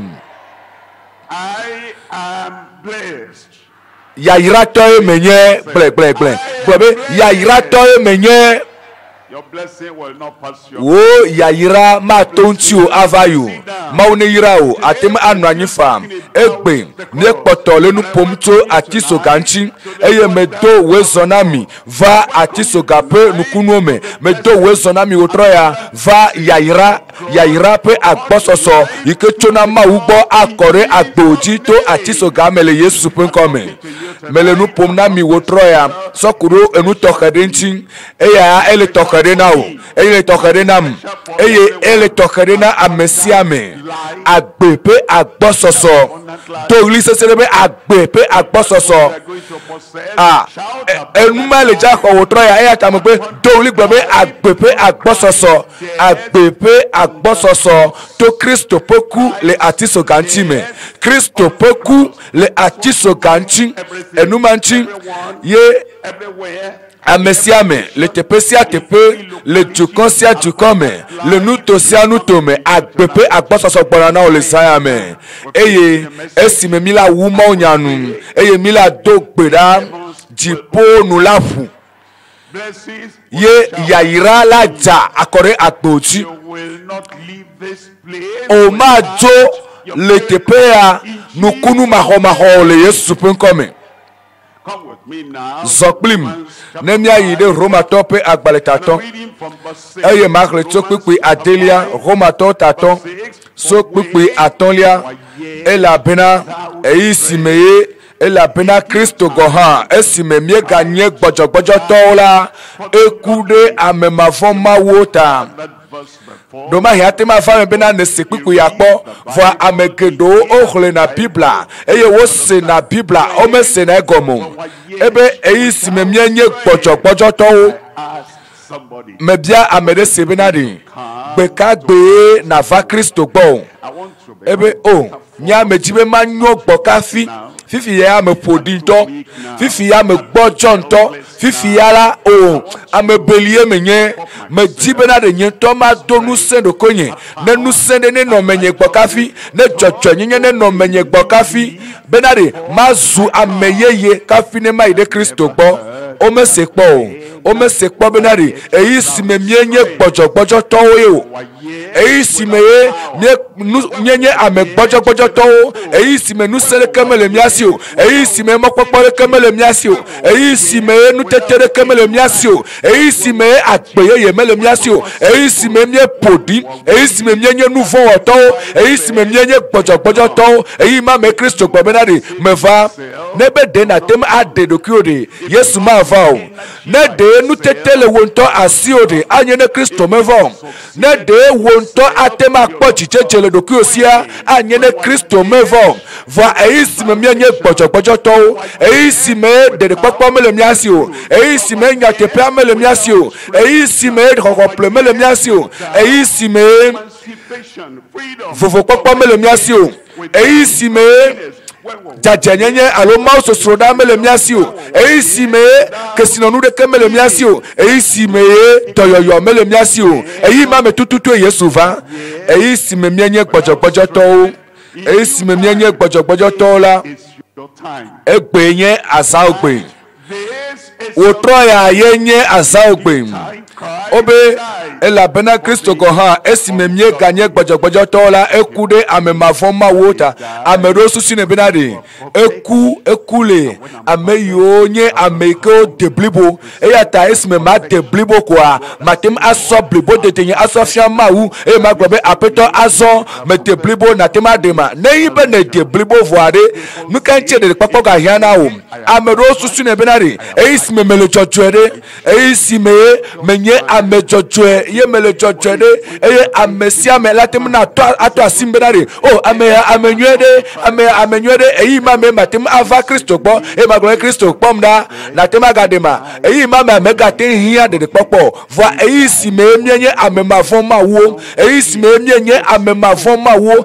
ye mienye nufu oto ye mienye amefon dio eyi ma me Kristo ku de amemafon ma wo ta amedoli ne Kristo dewa eisime ame yograbe fifi amele kokwede mele chochwede mele plipo olai to ma formele wo for nebe ne se come benade na nyeme so na de kede asi me sofa o va alobalo ye me va atiso kate be Kristo yikenye blema ka pe iko poletanye Yesu na bena macho do kunye sote me Yesu Kristo po efu bakleti yike tokocho wo ahadamela nenye ekpedanu na myape nuvo eye na fama ugbo nenye amemafoma umawulado nelenye amemafoma we ne va gbo adum yenchi le sayame me fa bena ma ponponami cho agbepe agbososo agbekete na ku agbekenye agbejojoe jijopopope agbeke potoyoyo agbegato to Kristo ji to Kristo poku ikokula chiso kanchime le jakpo gomeleme kome kpola nyige nala afa menao le Yesu penkome e la pena e si memie ganye gbojo tora Kristo ha eku de amemafoma wota nenyibe menye amemafoma wa ekule tanye nebe menye nuvola ekule tawo nebe pocho to nenyela Yesu Kristo kule tawo nebe ne podia Yesu Kristo kule tawo Yesu Kristo alewo asiwo troya eye aho toko le futo ekupe futo mame dipo popo futo ma ade toko leme alesina okekekem eye wacho aso do fufu la penukume e wa gbebere fofo po nye kuape ekpluada eye fofua aso gbogbomenku akpo iwa gbobenade we sofa apeme benade metrate penwe do di le tipodi na o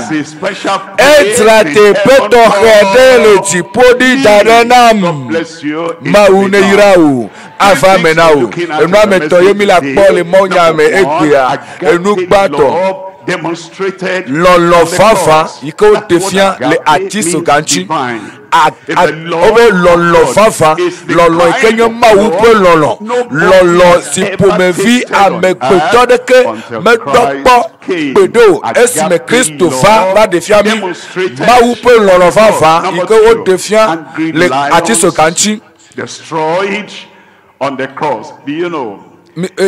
Efelia nikwa jantare pepe ikenye dowitori ike putuklo akpodori Kristo Kristo tro le atiso kanchi eye nebe ne va Kristo kwa janta Yesu yenye janta gato eye janta vito pe janta vetomeo janta yo le kopome janta yo le miape kopeme janta yo le miape kotame alo janta yo janta mokatari le atiso kanchi oh jidudu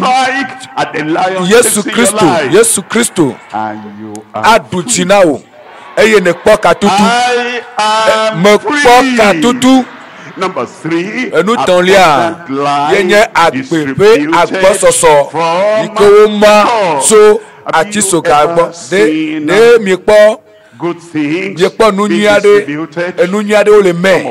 o le me nya dometoro mi sukulu do not have money to buy Mimepoka apple kaye alo apple nububu wa etua etukloha enana kaye emana kaye ama enungloti eye ape nenyibe neva nyetona eye alea etukloha ela manwana amesiame tipo pe tukloha donya domdo agbo bena nusia nu ikene hia bena tipo klolare etu eroda na wo lubo na wo nutila na wo agbe na wo pome eye oja manu otroya mebe enuma maja yeti otroya. That's all right, my sister. Yours is coming. Novie nyonu to wo gbe abado novie nutu to wo alemoti gbona de tukpivi de ka kpivi to wa cha gbona o cha manu jipo cha ma agbepe agbososo ko yi fafa javai afi fafa nu lavai eye etifiame etipe agbamokata de sia de javai agbepe agbososo ike o ma so atiso gagbo eye enugbato yenye maupe lono yike wo defia le atiso kanchi menonukle na mile Roma tope agbaleka tolia mepipi atelia minanya gapeke ela mena Kristo ha esimemye ganye gbojo tola ekude amemavon mawota le azagbe si ododila me pipinyilia le pipinyilia me ke mawu de yen tope lolo si wo cholo milafia bena e de yepe lolo si wo cholo milafia lolo si wo cholo ne mawu le pawdi mawu meto chikude ntiu ne be mawu le pawdi mawu mele to bichi dentio ne mawu le pawdi mawu mele probenare achidema waso toso awo menene mayo vo mawu ele paw le pape lolo penuku ye mawu ede yepe lolo sofiami ke mawu de yepe amlima pe lolo tipo pe lolo mawu me pe lolo lolo si pomevi menu anyi po o mawu lo. What am I talking to? Me kawe nya gboro mele ha mebe mawu lo eye nanyi be neva esi anuchi mi me fon na o nanyi be mi eva na de papa penya benari de wa de ma ela dewe de la homa aw ela howe de akponu blani na manyatepe akponu blani na o de wa klonu fon yoju ela we look at you ela pena mawu de yentope lolo si wo cholo mi la fia bena esi nemye ganye nu fon olaola menyi be amekoko olu esi memye ganye nu fon olaola menyi be amejate olu esi memye ganye nu fon olaola ye podi ye amekpeto de ke ma po mi ya pelu la church ne ye amekpeto ahenya de mianchi ye amekpeto agbemi amekpeto agbemi le ope tuodume esi menye ganye nu fon olaola Kristo kude miata. He died for you. Kristo ku le tao. Me be e ku le tao.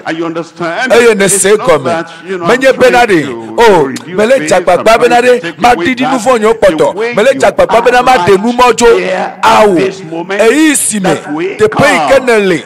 Afi ne le mari. Non ne ma ne na fa apetwa enye mawu me pe lolo eye aho le Yesu pin come. Minam ya papupu asie kelia le pupu asie kelia me. E gbona mi benade.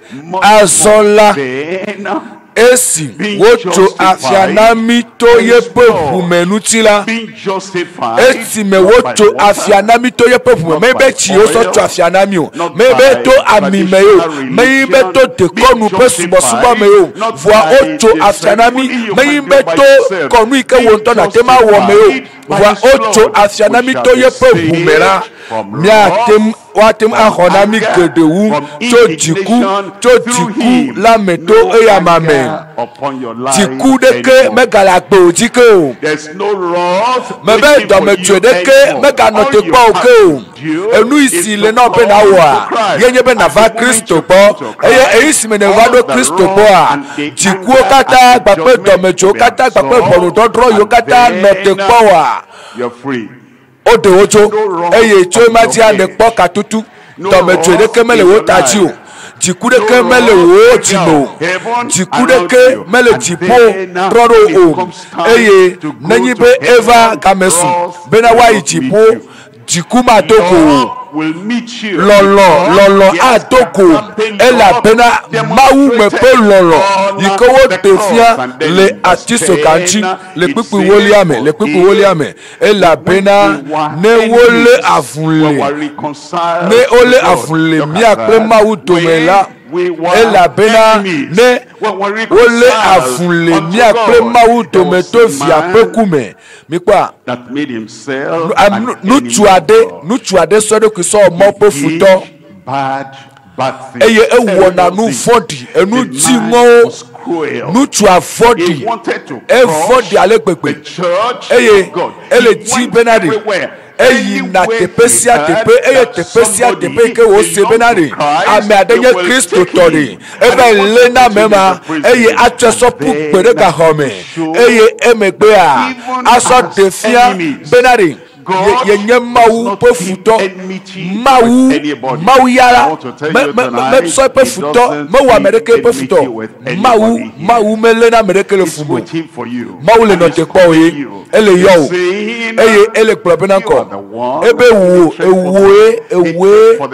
ewe le fu mawu ewe le fu bibla ewe le fu Kristo kake Kristo yava Kristo va Saulo bo nikwa ebene hoseto matem ayide gbo de hoseto ye gbo ela gbo be we ame ko Kristo chisi ewo tutu chimemele ela ale amema kwa so te ka home vo esime nu chuma ewo dokui mau pe futo eye mau pe lolova ye gbo ye Kristo glory better de Saul no can change the lefumdo no can change the chi onyemo ebe mekaye apeto Yesu gbe nyenye Yesu abere ne to libe Yesu that man Yesu denutuma etile jombe magble na o be esi oten denutuma adocha achonu fo osoko bonu fo di mo ikenu tuma wo eye emegbe nutu abale gbe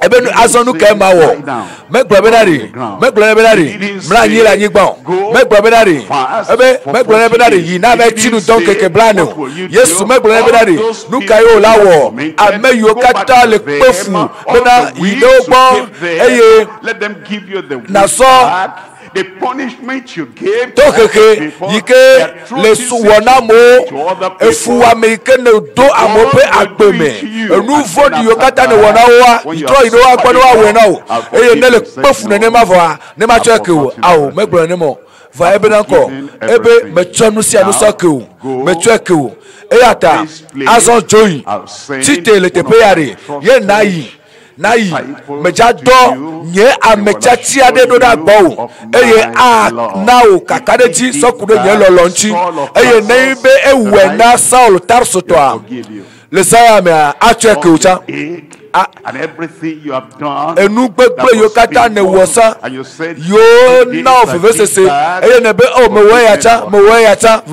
chocho kevado ho that testimony da sedidi ma egbe a from Baelsa.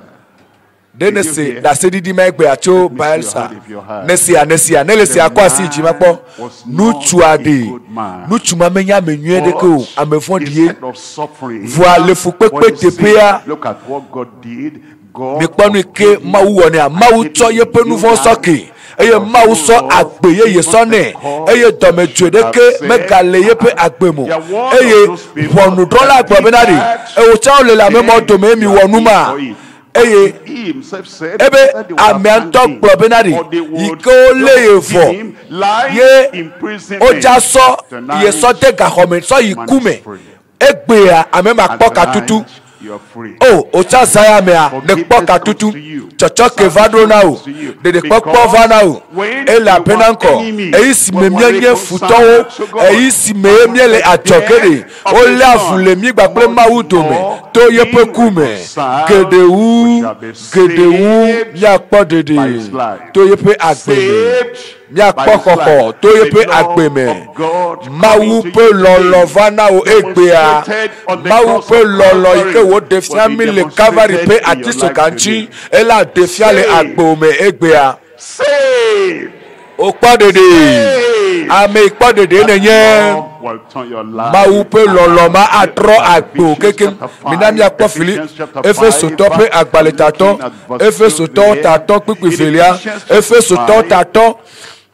Looking at verse 2, minami akpoku kiferia egbebenari eye maison eye mission le lolome abe alesi Kristo ha lomi eye wocho edoku ike na demiata bene wanye nunana ple fosana mawu bene wanye pepelili nyela ene ele gbebena azo ponu ike Kristo lomi and he has given wocho ye ntodoku sona. It's like Leko, somebody the Kola Bay Amiade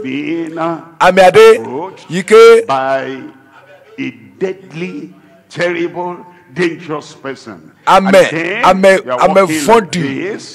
And then the fellow who is dangerous, Kenya me fondima ntaselama ame fondima Sunday so daw ame adeva kede ogbakple ame adome ye antro yike ame fondi ada pon dodrope antroa to kekepe antro agbona eye Kristo yara eva notede ogbakple ame matotome eye antroa vango Yesu eye antroa meva domnya ya nyagbo enume Kristo wonami eye egbabena Kristo cho ye todo kwisona apo forsasa ene na mawu eye wonye posa ikele pe lili le nusike wo wotara of the love of God. If God so loved me, mawu nem alekpepe mawu loma ke ma lo mawu nem mawu le abena akpenye nene ma chama lo mawu nebe Kristo venu nye nene ma pepe to gbobe menye amevodi to gbobe menye amevodi asola nye chama lo ameyole ahanyeji eye fodada yokata owode tinya matweke o nebe amere gbaja akode tinya ha matson le lolome azo nenye lolovi esime Kristo ekede akpome eye azo a nenye novi nyonu ike lona mo esime ye Kristo va eye ova nanyi de mewu eye azo ole son le lolome nyamele son le lolome nyamele son le tomechemo va lolome mele son le oya o ma son le jikumo le Yesu penkome o ma son le tepe ehunobia mo le Yesu penkome o ma son le adawowo lutasese me o le Yesu penkome because Christ erabena Kristo lonya opo eye Kristo choye todo kisona le tawo eso todo kisona le tawo abe fosasa abe fosa ene na mawu yikele pelili na mawu fosama enye fosa ike chechi na mawu mevado do pe felia asom do pe felia janta yike dochiku janta dowito yike wotro to achisogaji owi ogbledome donkweji kaka etimeye owo amegbetori enye nko ame jojomeade yike oyobe abosamu jojomeade yike oyobe satana demonam enikejoa mawu ewe abe enuwona nyakpokpo ikele datu dolade ikele siso eye enotipo eye dola bubo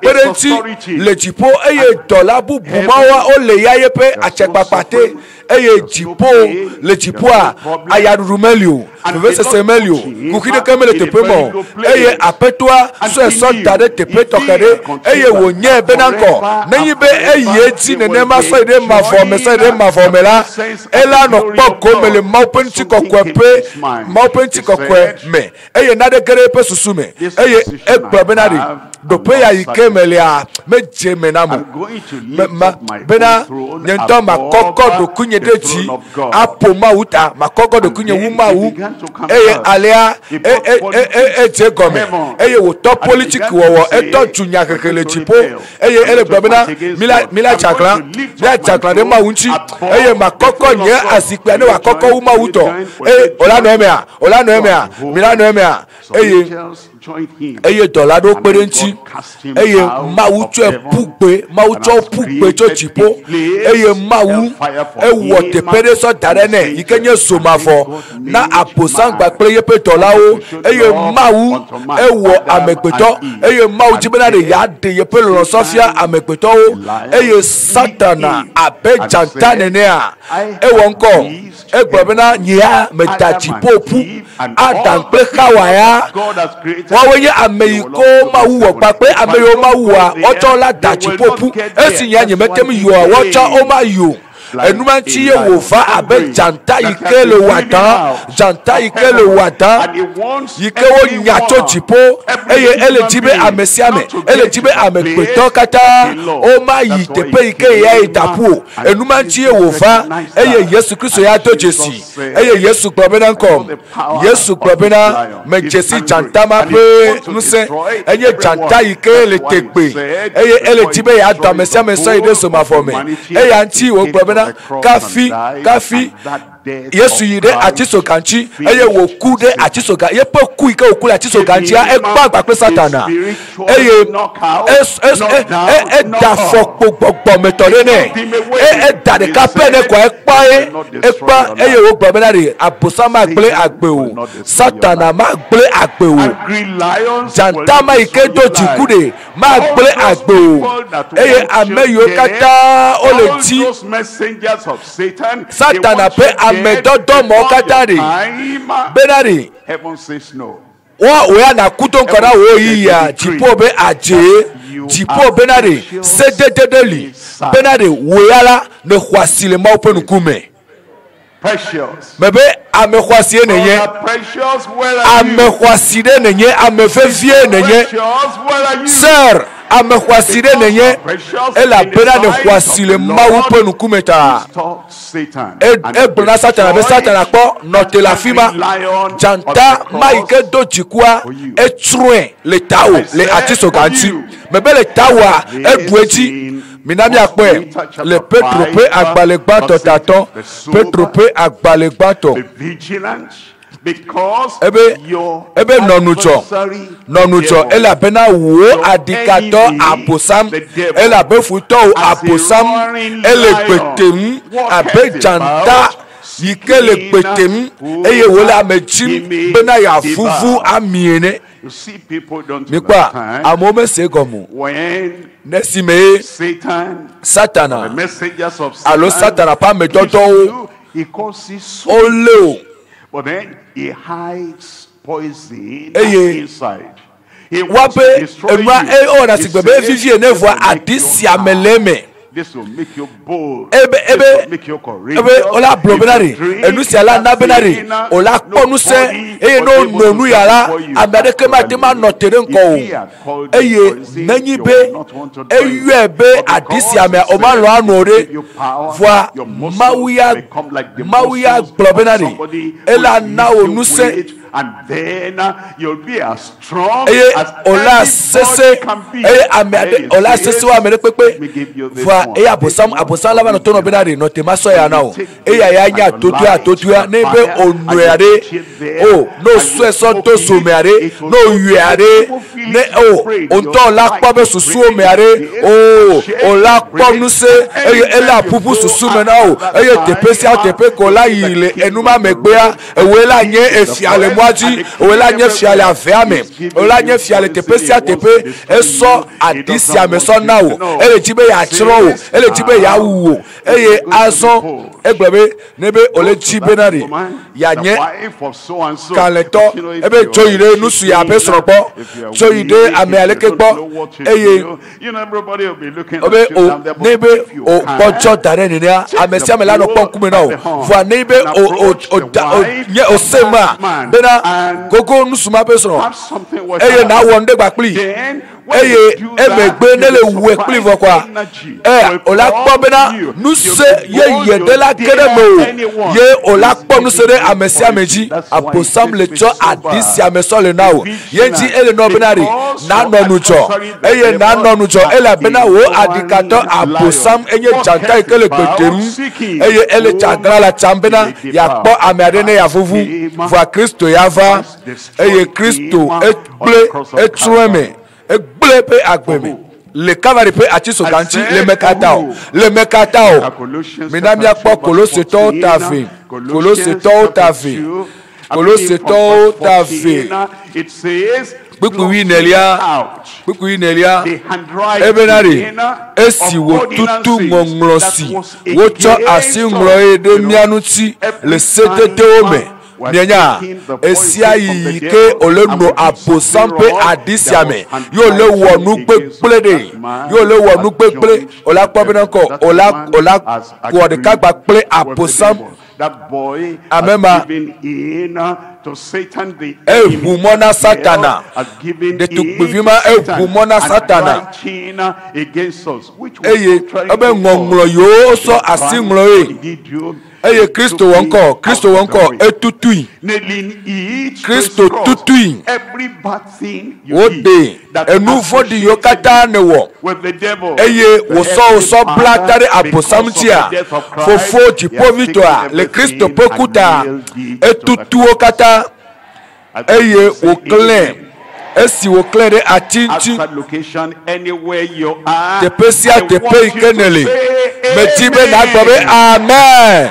Look at verse 15. In verse 15, kukuyi atolia eye wo de jidula nyenye kple nuse odi wo de jidula nyenye kple nuse odi kakao edonu nawo edinu nawo eduwoji edu jidula nyenye kple nuse odi ekple jidula nyenye kple nuse o ekple azon omaganomo oju mebe azola omaganomo oju omagadonu pono la lomo omagahemona won ko gbododo ela bena jantama ikele petem jantama ike biji jantama ojidula nyenye mo plenu se mo kata apetola de odi kakao tome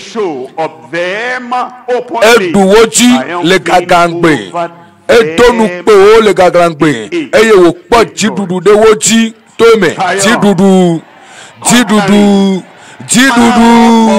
nuse na amesia mele Yesu penkome Luka tawo I'm reading from verse 8. Marle pukwi nyilia lukatawo nyakle to pukwi nyilia ji afia Yesu krobena ebe eye wo gbo na obena me po satana abeji kejo ene kejo jipo ege your enemy futowa ege your adversary adikatowa ege your destroyer. Ameke be ya chrowa eke. The one who said, Ameke probena bena ne ya yemete yichipu abo chama tema yichipu. Ebena ya yemete le yo be wo chama yo. Amema eke. His word, his intention, susu, his purpose, tamedodo, jichi, bena yaleo, ele probenari, be we am akpon ko gbeteto, bena be ya notere mo oji, apetwa tutu ijani, ejani, eke, eye Yesu le tono benari finye nu tu vivien nyonu vi zoyinko. Nele ko Yesu Kristo abe wonto wo de la nene, eye ne gbo be Yesu enya petonye Yesu enya de la nye, nu si anu yokata notere mo oji, nu yokata posaso dare mo oji re, nu mo kata o la koda le moaji, eye alea mi pe kuku ya sekia, eye kpora I give you power. Bora mena minuse. Bora mena nuse mi be. Nipa nenyi be Satana. Esie ne ko Yesu fo. Esie ne cho agbo na Yesu. Ene gbome Yesu enya petonye. Yesu enye de lanye. Emadi apetola gbome mega kwajo me cho nuse now. Bena na dwa for tawo. Pleti de gboju. Those are the messengers. Emma wenye aposa pa me dodo. Ame you Satana dona do dema. And test him out. Bena yi mi n'avait deux po mi n'avait wa bagpli mi n'avait cheka pakpe eye no ovado le kekemeya le sameya alo afemo choa alo tomo choa alo yo do ko nkoka yo na o ya nu se la si o somebody amade te prema ko nu se la signe I give ebe kpoda mena nu se mi not egbo neyi be nele kaka ajogeda lo gbo neyi be nade neyi be me trode nchi eye ne gbo ne be nade oh Yesu wenya petonye Yesu me ko o Yesu me lo o agbenye kata enye towo ne me trode nchi ne ma leko atima na onu se neyi be ne trode kio eye ne tro me gbedo eye ne gbabe nyemele jibe ma kpo Yesu be kumo nyemele jibe ma va Yesu gbo nyemele jibe ne so ekemu nenyi be ne tro me gbedo Yesu leko ateba so nu sia so na o vo ne le tro ne panko Yesu eye ne gbabe Yesu wenya de lanye lebe Yesu wenya petonye ene gbabe Yesu wenya mekeke fele tanye Yesu Kristo va wo fiazi pide chinyeme Yesu va gedeme Yesu va pachede agbenyeji nenyi be ne panko Yesu ne mari ela gbabe na de do asino da gbogbo meto eye na do asino da eye na kwa asiji eye wa sonu se so da gbome ebe kpora mena minuse kpora mena nuse mi be nya do for tawo ple ti de gbo gbaplenka ha bibla wa le gbo wa mebe gbaplenka gbaple futola penuse kataji ekpa I said mebe pa it's done. Ewevo It is done. Ewevo over all the ebe mi agba foketola penuse o kataji mikpa enumaye amo putujo ameyo putujo le Yesu gbare enumayo dapu ameyo gbebe ma so yo ba gbe na Yesu re enumayo dapu ameyo gbara mai ma vai buenti po eye ne so yi yo kata so le buenti po o mai Yesu agbo a eyo gbe onpo le Yesu agbo a o danu sepu o depu va nebe ogbabe egbeko yegbe nyeme ka jiwe ma gba ku kapopoleko nyeme ka jiwe ma ga ku yi re penti o ela na onuse de ke dola penuso kataji eye mi pera eye nadeke melisi awo fon po pere o nadeke melisi awo fon po pere o nothing nadeke melisi awo fon po pere o obena amagbe alo obena o famade yo ve kwile tosisi me meja wo fo o any decision obe o onya mesosode alo va wonu ba blade o wonu ba bla le fivichime ye babla o wele fivichime yo be nu babla ma o wele ame aleke ta o le gbe wo po yi nchi it will not get numa ma de gbo o somebody went ame are yi And then when he bought the padlock, ebe khochokpe fun ebe khochokpe fun afọ abena meja chi ame aleke yome ma chuye pe chicheche popo ma chuye pe nusia bena ma dega yepe nusianu eye oyonko ebe plekadu balo ebe chui de ti o ebe chui de gbo yeso so pu gbere efume egbe pe yinchi ame ma guye pe yinchi jogbe fun de kento ma va gbe omo alo pesa de ke futu apena de kento ma gble agbo omo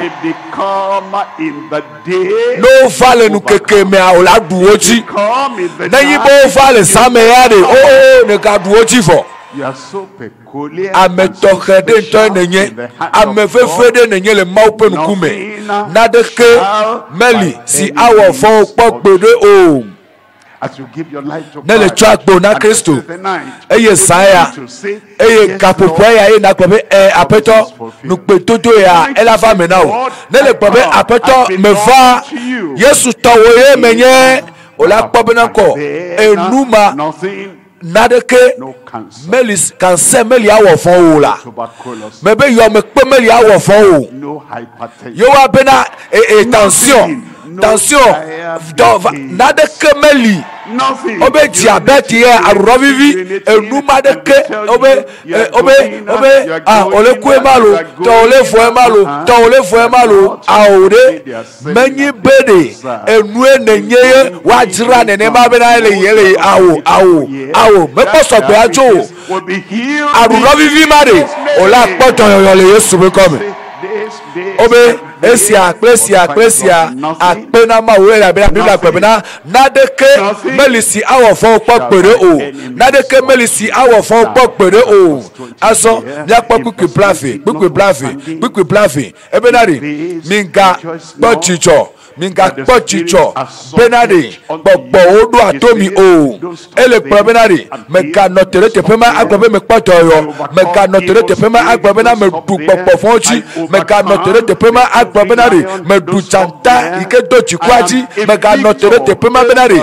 menye jidula de tololo kataji meka notere tepema de reko o va soyinko ebena pochicho ele bena wo nglonu ko odi le fika le chipo my name o nglonu ko nye le chipo blonyamala ple you give your life ne le so agbo na apeto Yesu eye ne gbe apeto nyenyesi blibo gbogbo gbakple nuti la blibo apeto towe menye apeto anglonu ko di le chipo eye nenu fodi adeli ike cha gbakple nuko ye oso nkode so yona o le mia degbe me eye nuko ma pe gomesese enye yimbe ko chokpe fun nko ba be gomesese yimbe na ko fipode alo kokuchi alo de konu penade enuma echa gbakple nuko o eye nenyibe onwuro nuko ma le chipode enu fodi yo nwuro alo ike chade nuko ma me ike chade chokpe o me alo nyade penu mo kata me enu mo kata ola kloda le nuko wa me eye ola dejo eye nuko wa elaja e wa no blibo will be reaching nuko wa ola nredi le chipo eye alea to la ola no poji o ameyo mo ko pupo ga jiwo de enu ma yo dapula o me se gomo benare enu ike ma wuja wo emo aso ike ne se gome le saya mea lenye Kristo to le Yesu pe come. Let's come to number 3 now. Miava do peton lia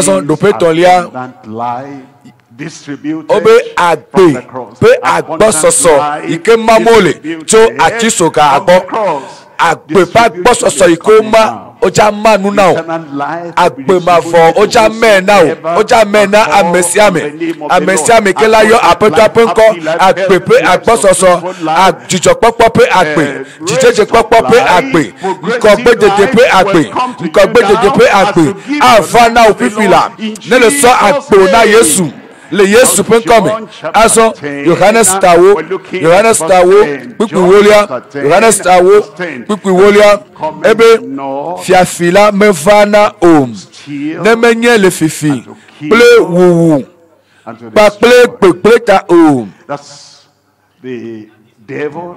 Enuike aposam adikato chanta towito.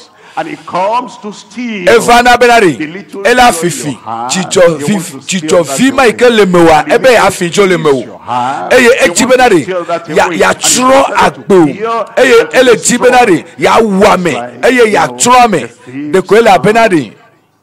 And they are at the door. Fiafitwa va eye break the door.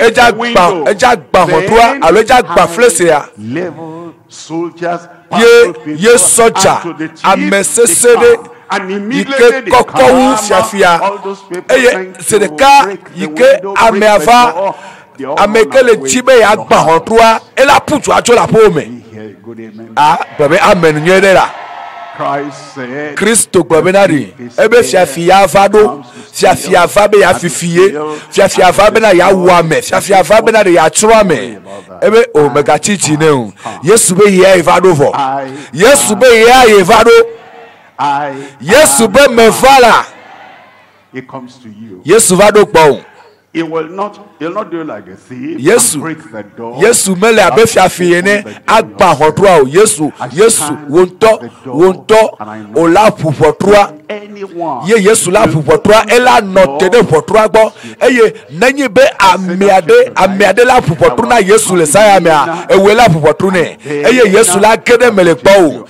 ne ebe nya meva ebe nya la meva be na wa gbo agbe wa gbo agbe ple agbo soso le saya me agbe nyeto agbe mavo nyeto agbe pe agbo soso nyeto agbe de popo nyeto le saya me to yoyo nyeto eye la mese nyeto eye chidudu de futo de pepeji nyeto egbona Christ has come. Christova eye nele lo Christo nele kwe akpe mavoma avana o mina yakpo Efeso totaton Efeso totaton quickly bluffing ebe azola when is your salvation? Dakame de popo ajavo ebe azo fifi when is your abundant life?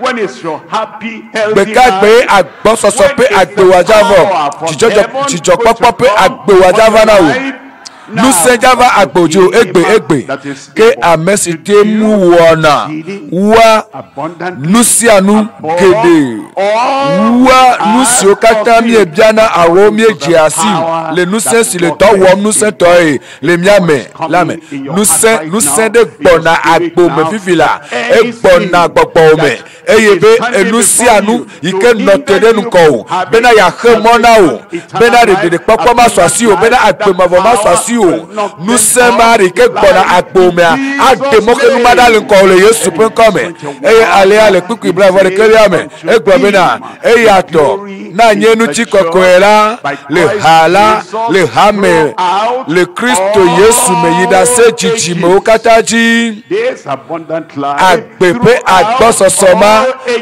kakaso ide chichime okataji that he is so mafome yide mafome this life is available for you. Agbema enyeto silikake a meleka fuoto ela pena nefa le eyi nyeto ati le tepe nyeto ame is distributing leisi me Kristo le ma agbepe agbososo agbemafona amesiame eye amesiame yike ayo apeto Yesu penkola apodede amesiame ke va agbonye eye nyema gbe o ame wenye amema chichova na wotroya wenye amema agbema foletiu fisi afikenele ene sofia yele be o apeto mkho Yesu mkho wenye delanyi wenye apetonye fobupunye de pepe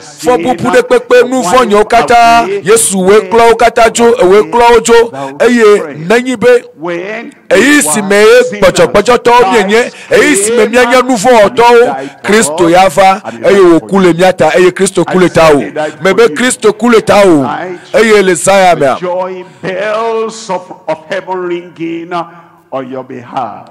And tonight, chicho pe galedi le tao le chipo eye Isaiah yenye wode de popo pesa ewe unto the Lord it will be done. I'm talking to somebody. Melenu pumna mere it will be done. Ava me now The old life, agbe kokoa agbe pocho pe agbe the dirty life, agbe podia fobubu pe agbe enuma katanu avai eye agbe yeye ava now agbe yeye ava now egbea yene sogbea it's vouch and I exclude. Mia bobota mia nkuvi mia bobota mia nukuvi pas dit abondante et donc tu te soumets au Seigneur. I've been looking for you. I want to exchange Metibe ma dolly. I want to exchange Metibe ma wo dolly with the life of heaven, with agbe podiwa na dolly gba ple tipo pe agbe mavo eye nele cho wo ntodo ki o so na apeto Yesu a chochoke ava Maupe amenveve ava agbome ne cho agbo na apeto Yesu le same eye ne sogbe benade lolo maupe lolo ma ne defia maupe lolo iko defia le Calvary le uta o tokere kwa si ji le tepesia tepe kenele eye na globa apeto Yesu enyenye si le tepe ya enya ikene todo dama mehwe eye meho Yesu Lord apeto nyenyesi meto dokunye nao fikanelo kwa siji wema maune yirao lenu konye maune yirao wema lemekbeto meda de kwa siji maune yirao tepesia tepe kanele enese olese le radio jia olese le phone jia olese le Facebook jia alone le Zoom jia fikanelo ene chaka gba premium apena mau ela bena agbepe agbososo badona o ko wo asiji nele ko asijia ta fra chitre na wo de popo chitre na wo toyoyo chitre na wo katutu chitre na chicho popo chitre benare maupo lolo ne wa twe avana ofifila chitre te pesia te pe kenele ne chitre na Yesu ape atiso ka pe soja nene eye ne le to na peta Yesu nyenyesi nyemaga nye aposamto aso o nyemaga nye vivichito aso o Yesu mecho dokunye nao Yesu me popo dokunye deteo Yesu mecho dokunye so nao ewenye nye de la ple nye de la amekeke feletanye fikanelu apeto akpotole no tekpo mega depu mega da saogbe apu mega da monu popo apu o mega depu agbe mavo pomonu popo mega depu ei ne tite voix akobe apeto Yesu Bekbendale sa hoho ba gbenya gbo becho sa hoho pe agbenya so pupe agbe podi agbenya nu ma mecho pupe eye me va Kristo me ko abede la nyenene once you receive him nele khoya ye chala ho a minute to pass. Ma lo be mi ti de kaneva igbokafi o. His forgiveness comes. Eye serika chochoke avana o. Yepe de papa avana o. Yepe agbeyeye aswasi o. Tell the Lord. Blena petwa. As I come, I'll not go back. Apeto Yesu. Esi me va gbo alea. Nyima ga tro Satan agbo. Nyima ga tro ide nu fomo. To my old ways anymore. Nyima ga tro ayide agbono no koko nya gbo ke o. Mo kho Yesu ape nyento nye de la nene. Le Yesu pen come. Mie to gbe dale. Fofo. In Jesus' name. Le Yesu penkome. Thank you for Nye de akpena o le amesi ovata. Eye ne globe amesia me keva gbonya. Nye ma gbe o. Nye ma tu epu gbo. Nye ma tutu ipu gbo. Ne hoamo esia yi. Amesia me keva gbo ne hone. Amesia me keva gbo le chimetotro blipo me. Amesia me keva gbo a. Eye wo to baba ina wo pe wo be agbe. Wo pe chato pe agbe. Wo to baba ina nu fondi wowo. Wo to baba ina wo pe nu fowo. Eye wo va be Kristo nenye yo de lao. Kristo su wo pe de lao cho sayati. So gapopo ya go hanji le Yesu pen come.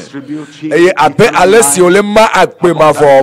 Olema agbe pe agbososo na amesia me ke kwesi.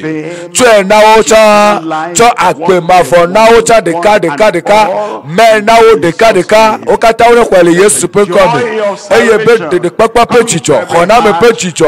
De chisiachi me fifila do pe wo de papachi fifila eye na nwo ponko de agbe mavome agbe gbale ame agbe na apeto ela bena lewe fo ewe le Yesu ponko me ye to gbedale.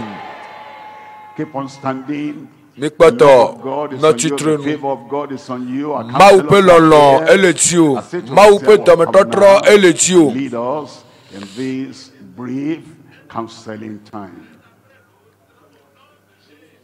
Counselors, please go straight. Osemia penko yo to gbeda gbakumi ye oso agbo sona Yesu Kristo yo becho egbe ati Yesu Kristo yen epedela Yesu Kristo ye ne cho agbo na le na tepe Yesu le jiome na so nuko toda number aji alebena watem akperentiu 99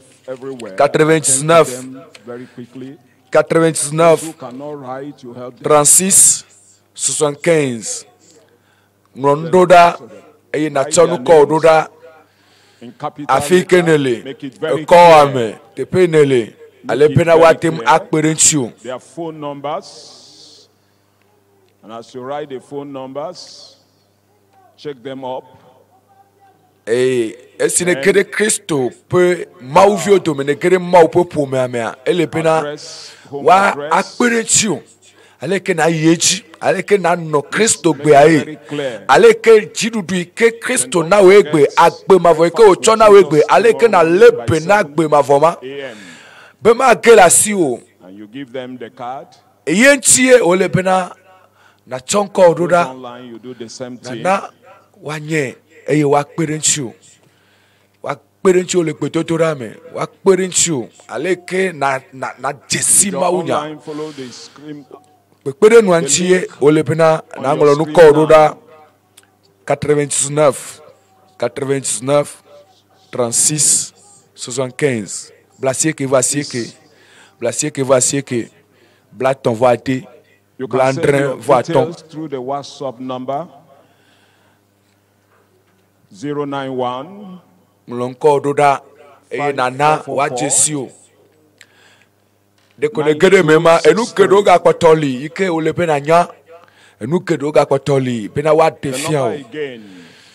Eye ele abena afode de bato de kaima ne wo ele bena wa kperenchu ne na zon aga zon le Kristo benono ame eyata mega bojo alo mega pe fefe penu eyata mlonko waroda na ne nya Jesu le 99 36 75 wesia ne le wevo no vinye kede gbetotora me obe agbepe agbososo ye Kristo va be ya mana mesia me agbepe agbososo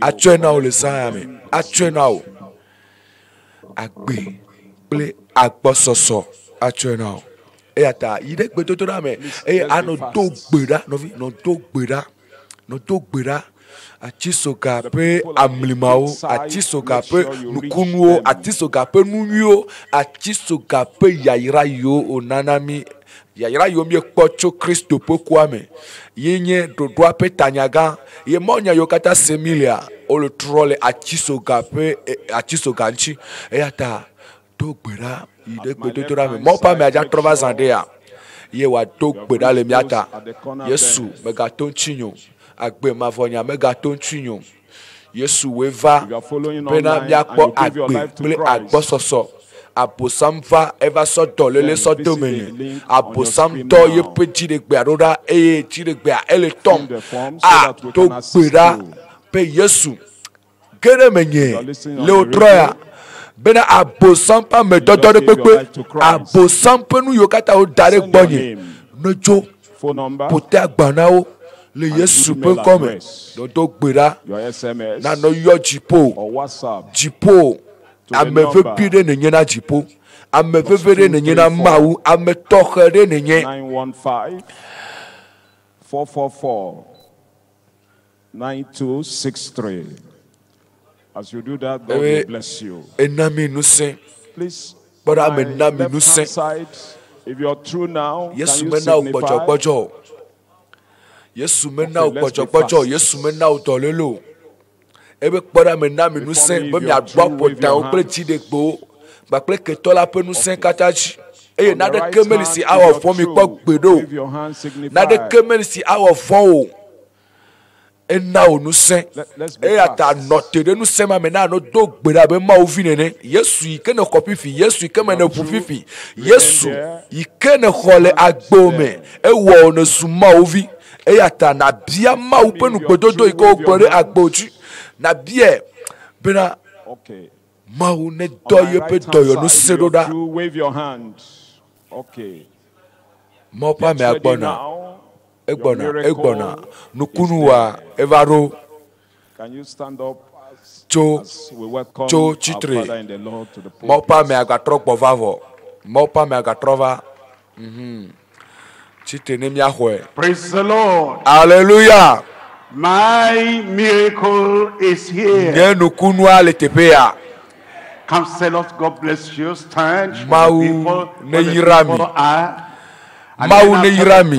Stay by them. Minotira me ogbo. Your faith join le gbetotoda. Esme gbetotoda la no yejia. Mino do chiponao. Eye do chiponao. Eye no le do chiponao. Nusia ela tede kudeku. Eye nukunwa ola mena amesia melesa mele Yesu pen come. If anyone is blind, nebe nukugba na meredi. by them, Anotera me agbo. Notede gbo. they will see. Eye a Sunday sofien. Le gbetotoda me gbere Sunday sofien. Opo ame ala ponwa. Ye na yebe to kuna me ari. Ponpone olakpobe amea elasi neibe amea ekpli boyde mawu penuse jagere amemami eye amesia mela khoeto eye megbea nenu kunu afamea olatoko olakplo amea to le sayame mebe sayame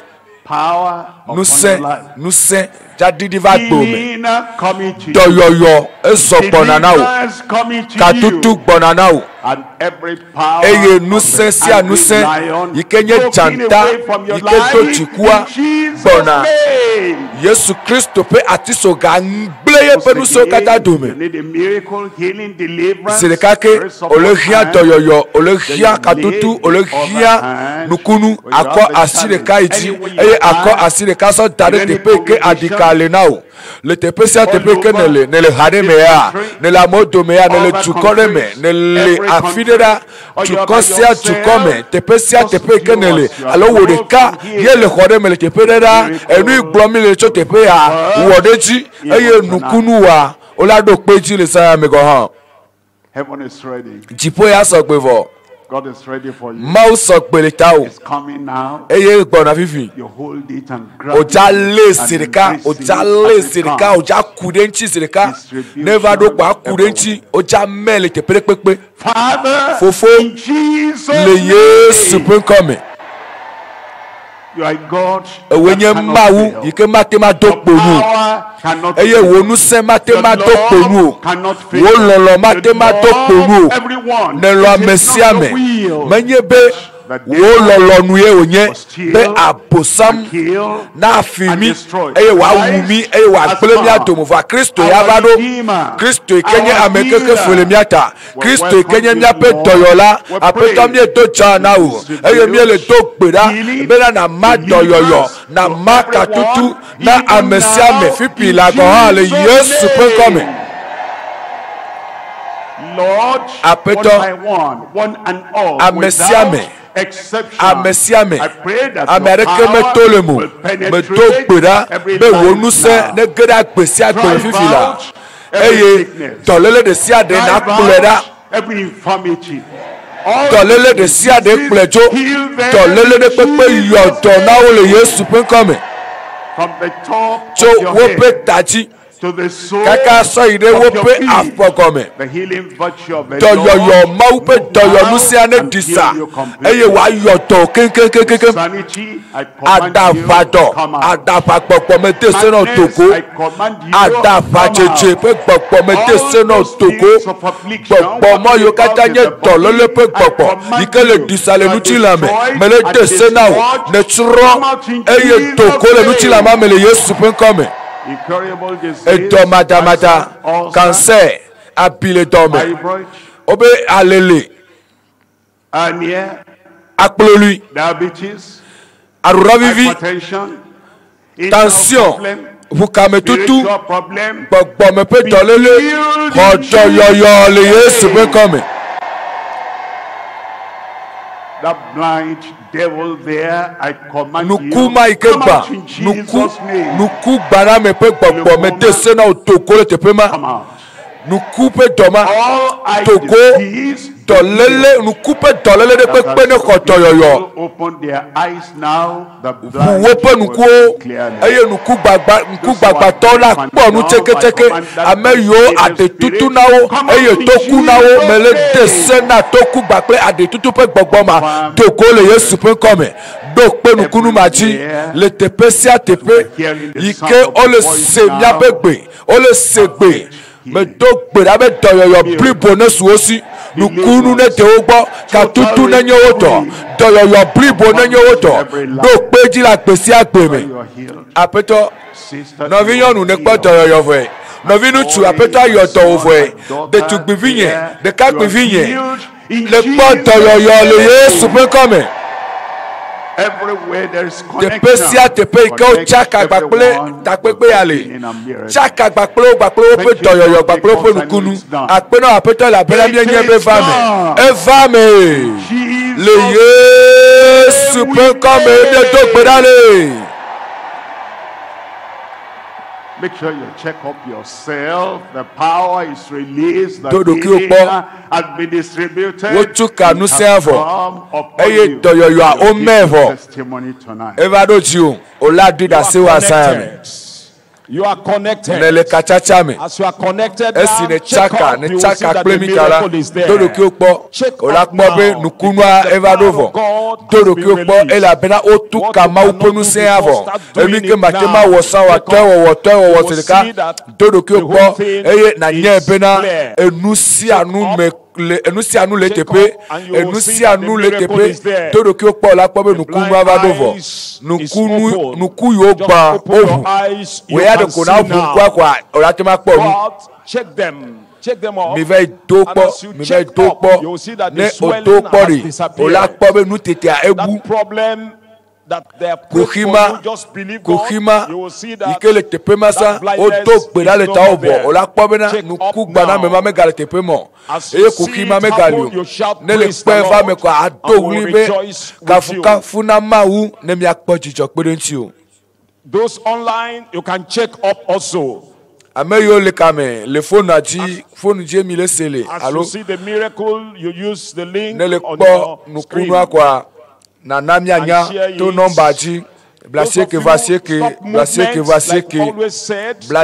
blad ton vo, ade, blandre voaton, 99, 36, 75, et les femmes vont. It's happening. Everywhere it's happening. Le Put your hand together for Jesus. It's happening. There's joy everywhere.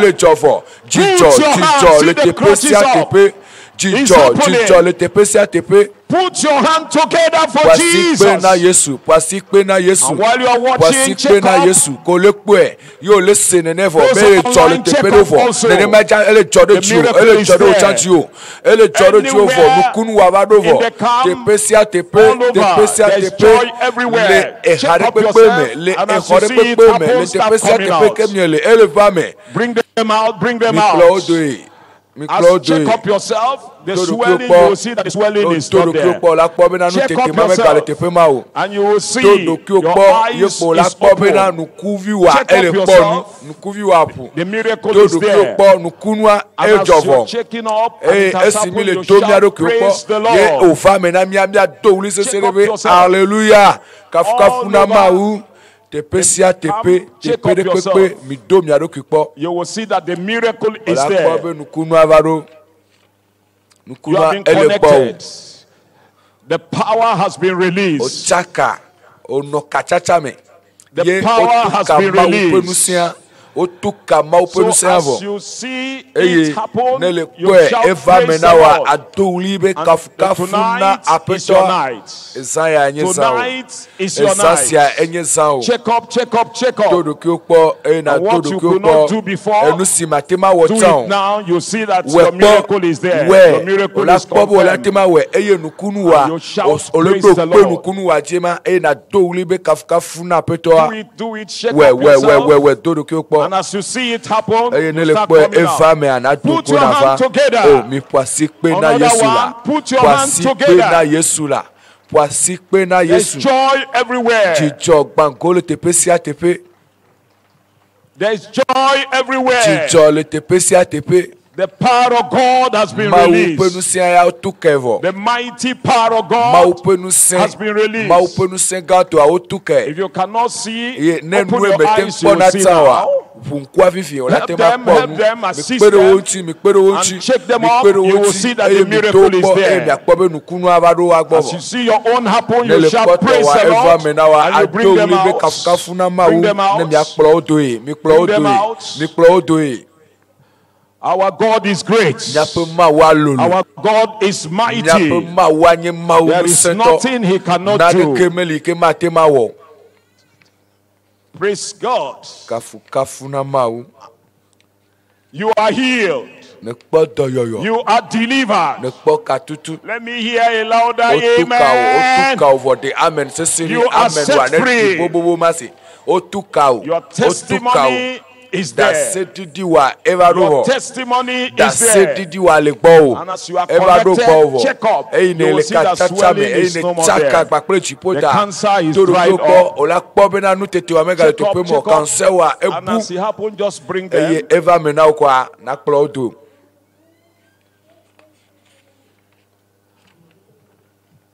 Check up, check up. And as you are doing, you will see that your miracle is there.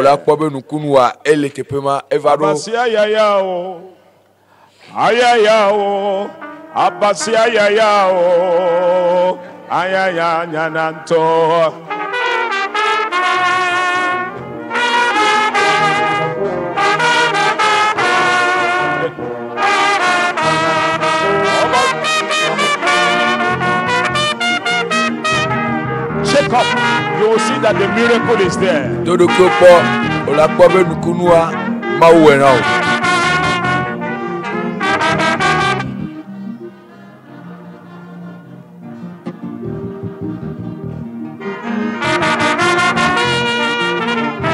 Those the testimonies that are ready. How many?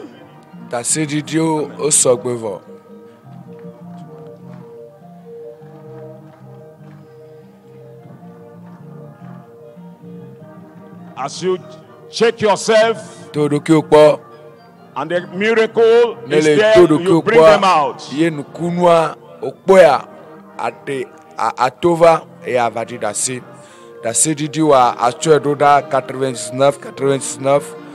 There's joy everywhere. Allo 90, 27, 34, 87,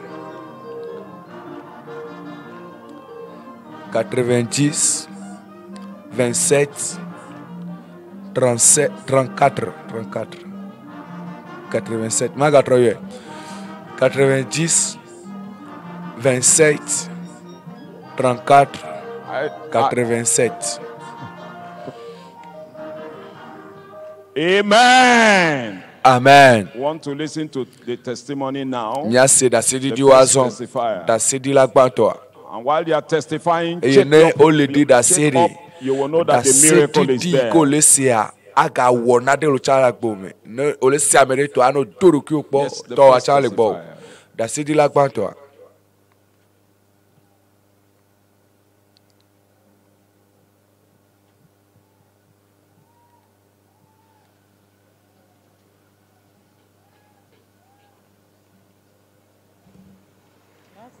No.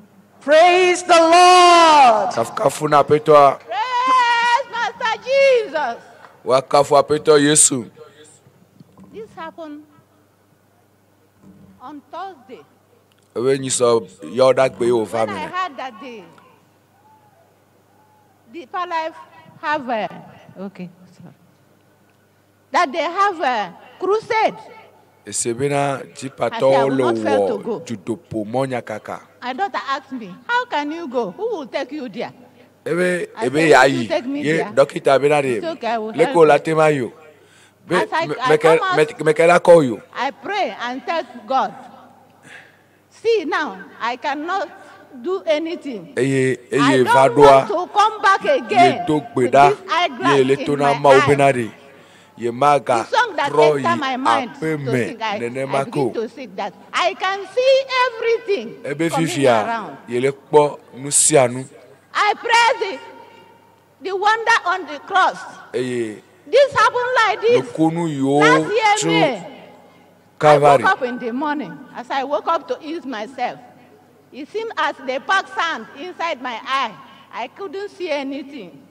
From that, I started treating all around. I sold all my property, and it does not help. My daughter brings me to Ekate and carry me to Anua, Abak Hospital. They operated the eye, and it became the worst. I was in the house. It's my daughter that suffered everything for me. Then on that Thursday, I come out and go to the region. They take us come to this Ekate. After we go back, and as I was in that Ekate region, I begin to see sign on my body.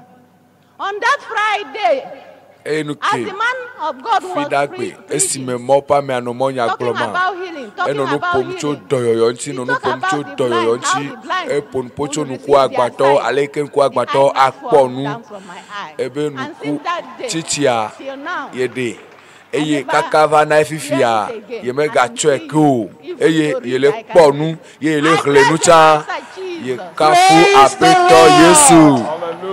our sister here had visual impairment for over 1 year. But when she came to this ground, after the prayer of her father in the Lord, she opened her eyes to her miracle. Now she can see clearly. Something she couldn't do before.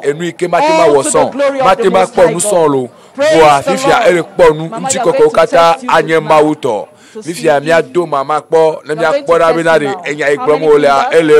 Mama, I love you. How many fingers? One. I love you. Praise the Lord. Put your hand together for Jesus. Our God is great. The next testifier.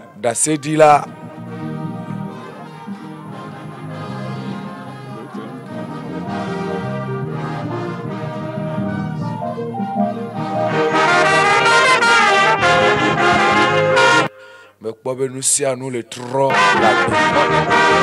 si à nous trop de bruit la Praise the Lord. Hallelujah. Praise the Lord. Kafuna pe toi. Our brother here here to testify to the goodness of God. He had an accident that rendered one of his legs very painful. But when he came here, the power of God touched him. Let's hear your testimony.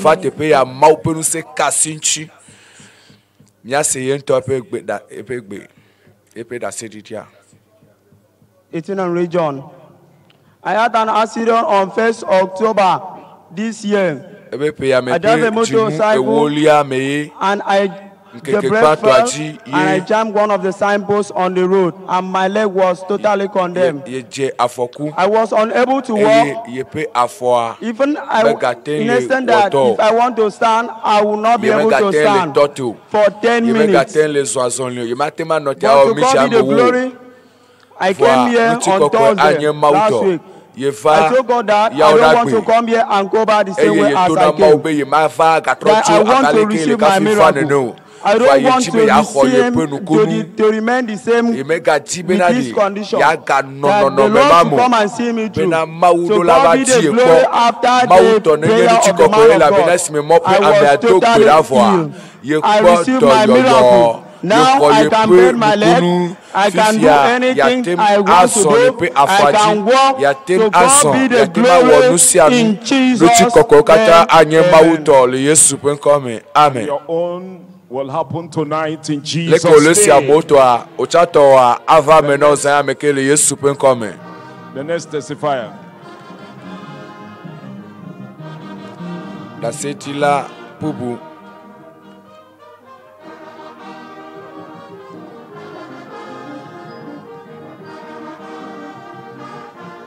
The next testifier.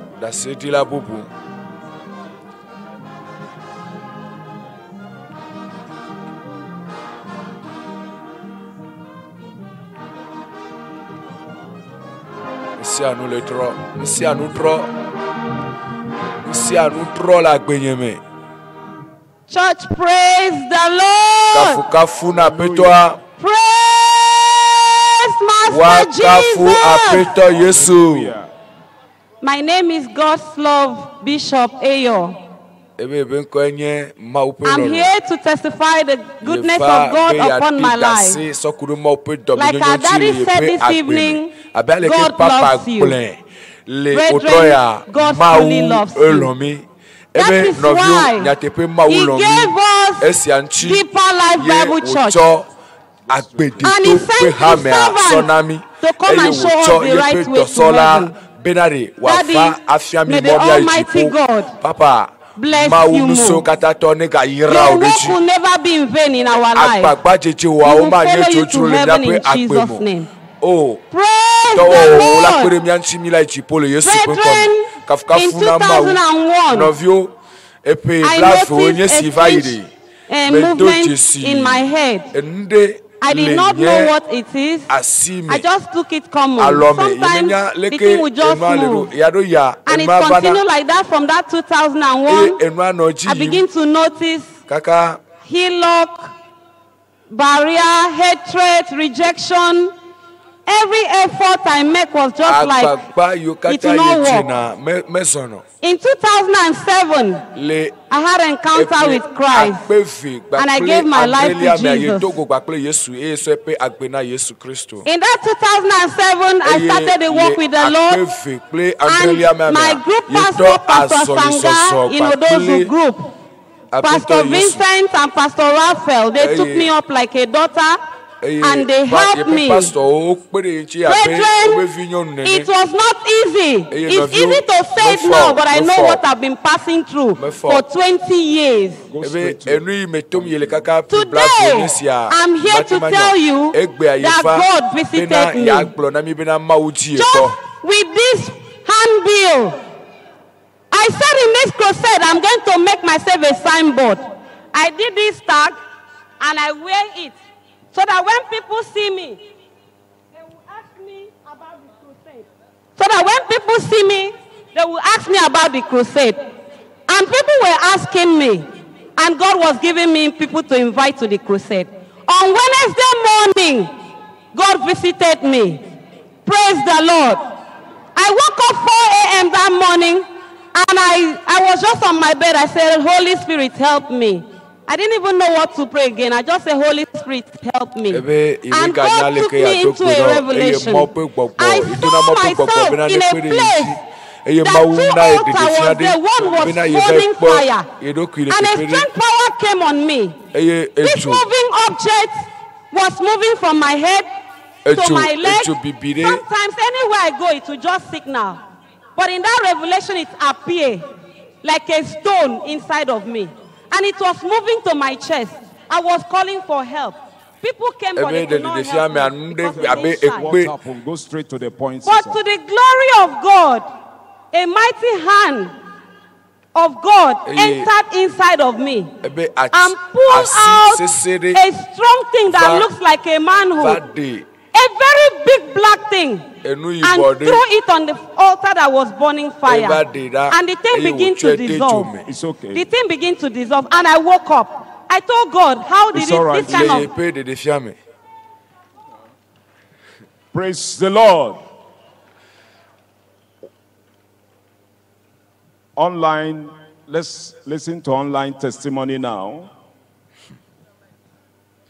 We have several testimonies coming from the online as the wonders of the cross still going all over the world. And we're going to start first with this coming from the campus fellowship here in Uyo. It's coming from Abasiono. She wrote that yesterday evening she had chest pain, cough, and fever. She was reluctant to attend the program just because of the rain. But she was encouraged by her mother and her brother, and she eventually came. And because of the faith she had, as she was encouraged, while the man of God was praying, she raised her hand and put the other hand on her neck. And after the prayer, she wrote, the cough was gone. The fever was gone. The chest pain was gone. The cold was gone. Everything gone. And now she can breathe like a baby. Praise the Lord. Now from the official Facebook page, we have Rita Mola and Emma Shaun, Facebook page testified that right from when he was 15, Bena esimedo pewe adia bena the prayer of the man of God, le maupe ameape bedodo da megbea ebena nko fefe sema ejo azo ekpola mese pripo. And then we have this one coming all the way from Port Harcourt. Mrs.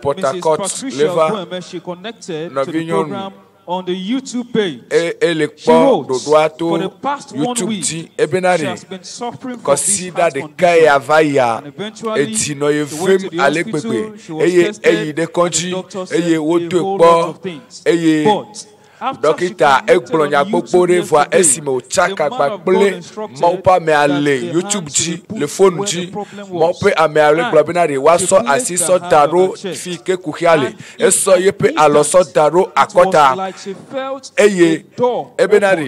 And from that moment, all the symptoms of the heart issue she's been having, everything disappeared. Praise the Lord. And now we're going to take you to Lagos for another testimony coming live. Lagos, I'm a lady that's here. Emila Kwezirika, I don't see Zirika.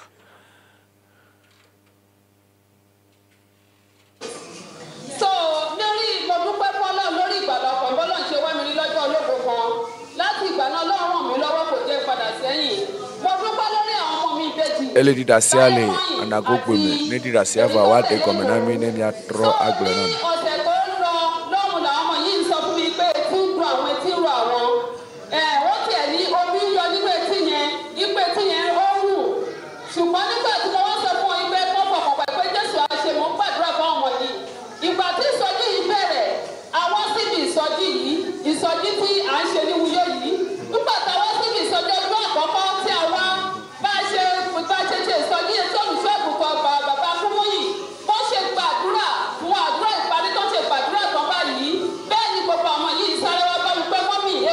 Mímọ́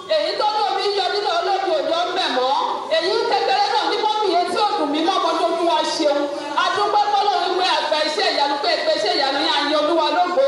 Ìdí èyí mi ní ọ̀sán yìí ni tó mo dúpẹ́ yí pé Ọlọ́run bàbá Kúmúyì ó ń ṣiṣẹ́ ìyanu. Tí bá tiẹ̀ ní kí n kà nípa oore tọ́lọ́run ṣe fún mi nítorí pálẹ̀ fún yìí kò mi ò lè kà á tán. Ṣùgbọ́n mo dúpẹ́ torí pé Ọlọ́run pa ògo lórí àwọn yìí. Ẹ bá mi yin Olúwa lógo. Ẹ bá mi yin Jésù lógo. My sister here came to testify concerning in our family, even concerning our children that are here, twins. You know, they came to complain about their ear, that they are having itching, that their ear is itching them, and there is flow of water from their ear. And we thank God that during the great crusade that was going on, after the prayer of the man of God, our darling Pastor Dr. Kumuyi, they received their healing. They received the touch of God. Please shout hallelujah.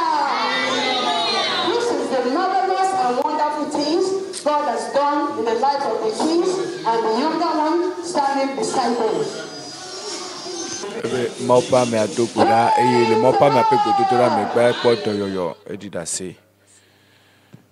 And now we return to the state overseer. The next testifier.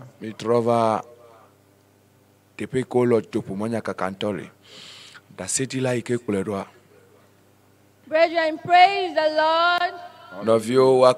My name is Miraculous, and I worship in Deeper Life Bible Church in Babon Group of Districts, Uyo Region, Akwa Ibom State. I want to return all glory to God for His divine provision upon my life. Ever since 2019, when I got admission into the higher institution, everything was normal and based on finances. But getting admission, it was like all roles of finances were closed. I was unable to pay my school fees. I do pay late. And after my grade 2, I was discouraged by my parents. They asked me to drop out. I was like, oh God, I'm serving you. I don't want to drop out. Where my classmates might have gone further. I said no. By God's grace, without their notice, I got to school. And God miraculously did it in such a way that I was so happy. I was discouraged by them. When I checked my phone, I was hoping. I said, God, I need a lot. I need hope. I need help. And God did it miraculously. After the showers of blessings, God showered upon my family and showered upon me and provided peace. He provided it in such a way that when I told my parents, I was like, oh God, this is what is going on. But by God's grace, He provided. I was able to pay my fees. I was able to go to school, and now I'm still continuing. And I also have a second testimony. I was having a growth, an unusual growth on my body. But as I came to this crusade, I've been believing God. And before I came here today, when I eased myself, the growth just fell out miraculously. I give God all the glory because of what He has done for me. May His name alone be glorified and exalted in Jesus' name.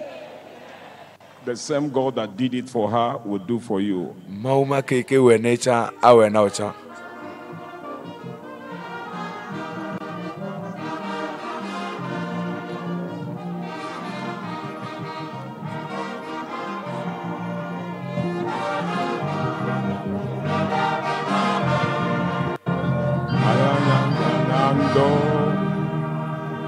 Praise the Lord. Hallelujah. We have another testifier here who came to this program with a problem of hemorrhoids. Hemorrhoids is an illness in which the individual passes blood in his stools. But when he came here, the power of God touched him. Let us hear his testimony. Church, praise the Lord. My name is Oswald Christopher. I want to thank God for what God has done for me. Since August, I've been feeling blood. I just discovered that anytime I want to excrete, it will be very severe, strong. I will not be able to excrete. And finally, when it come out, it will come out with blood. And most times with pipe. It was very severe that I don't even know what to do again. But when I came here on Thursday, I discovered the same thing. So when I went home, I came here on Sunday. After the prayer of the man of God, I said I should lay hand on where you have the problem. And after the prayers, as I went home today, as I went home today, I discovered that the problems have gone. And I've not seen it anywhere. Praise the Lord. Put your hand together for Jesus. You will never see it again in Jesus' name. Online testimony. Yes, we are still having several testimonies coming from social media and from various locations. We have some testimonies standing by all the way from Sokoto, from Calabar, from Benin. But before we go to Calabar, let's take this one from the GS official Facebook page. Now, all the way from Ghana, we have Francis Sterling, who said he was sick for a week, and when he recovered, he realized he had some pains in his rib, and while coughing, the pain persisted. But tonight, while the prayer was going on, as the GAs were praying, he continued touching that place. And once the prayer was over, he realized that the pains were completely gone. He is not feeling those pains anymore. Praise the Lord. Now, also from the social media, from Dele, who says that he has been having a serious chest pain all day. He was in bed and just could not do anything. But then he summoned up courage to attend the crusade. And his courage has yielded results, because according to him, after the prayer of the man of God, he just discovered that he could breathe freely, he could take deep breath, he could exercise his body, his arms, jump up and down. He is totally healed. Praise the Lord. And now we want to take a live testimony all the way from Calabar. Calabar live. Calabar. My name is Sister Odomana from Ekorinum District, a town, Calabar, Cross River State of Nigeria. I am here to testify in the goodness of God, what God did for me. I was sick. This sickness started in July. I went to hospital.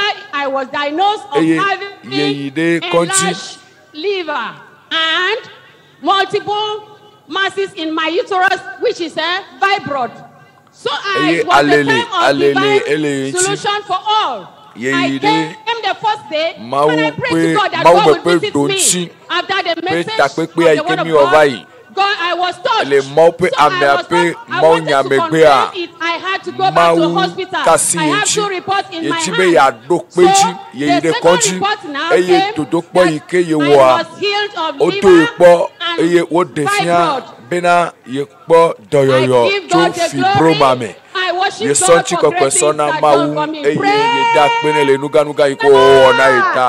And now we sail to Sokoto for a live testimony. Sokoto live. Sokoto.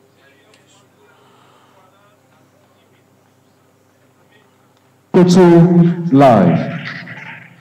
Praise the Lord. Praise the living Jesus. My name is Omoni Adebi from Sokoto State.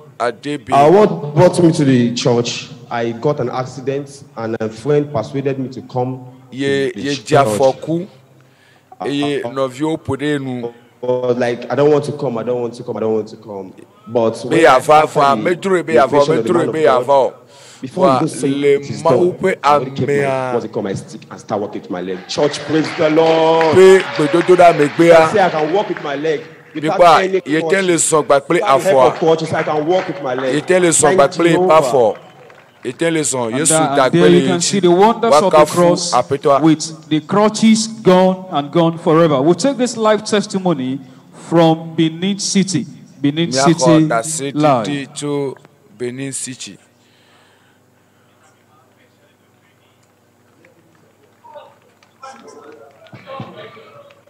Praise the Lord. Kafuna mau.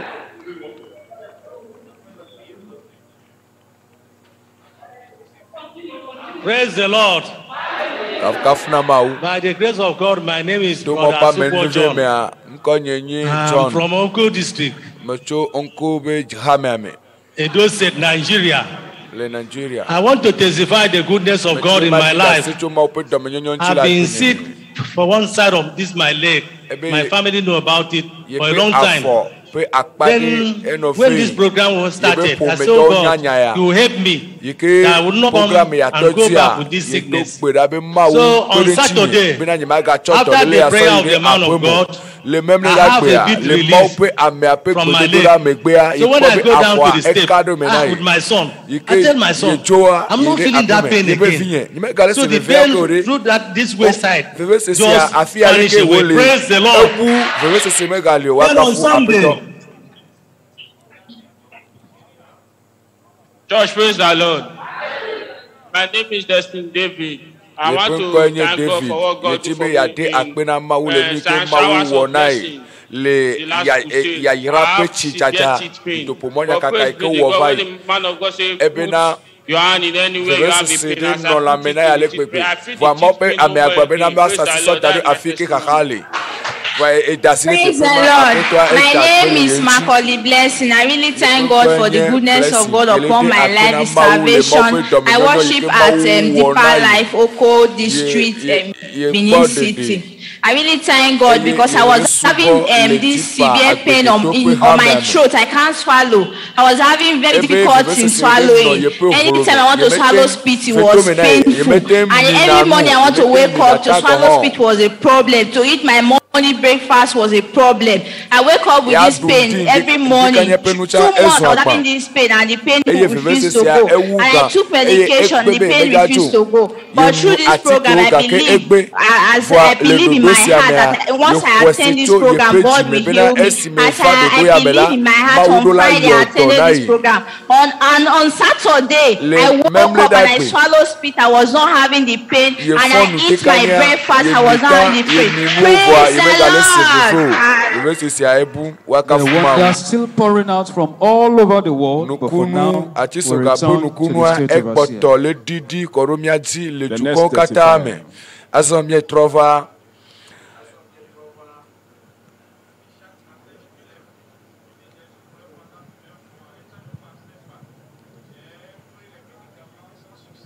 Praise the Lord. Praise the Lord. I want to thank God for what He has done for me. My name is Emmanuel Apan. From Ikotekwene region.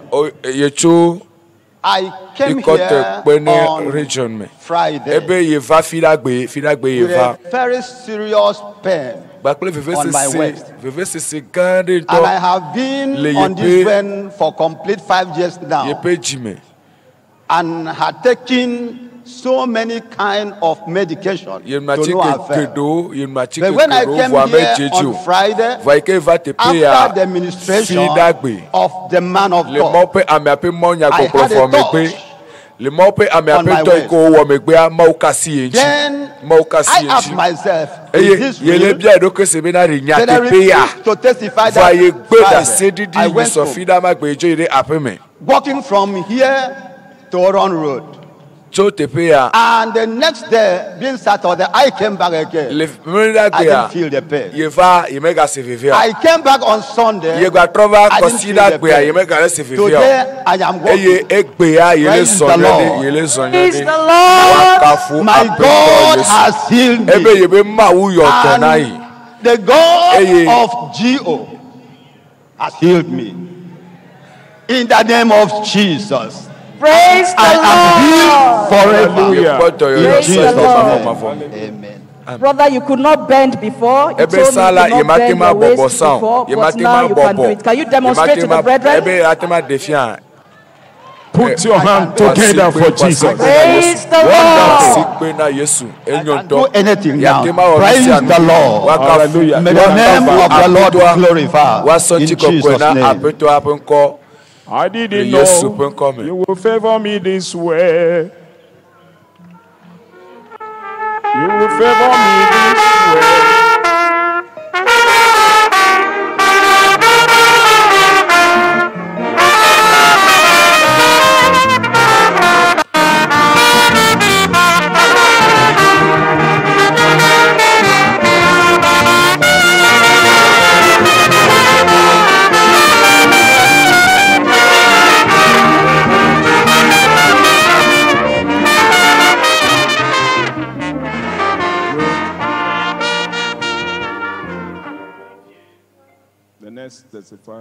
Dasetila bubu.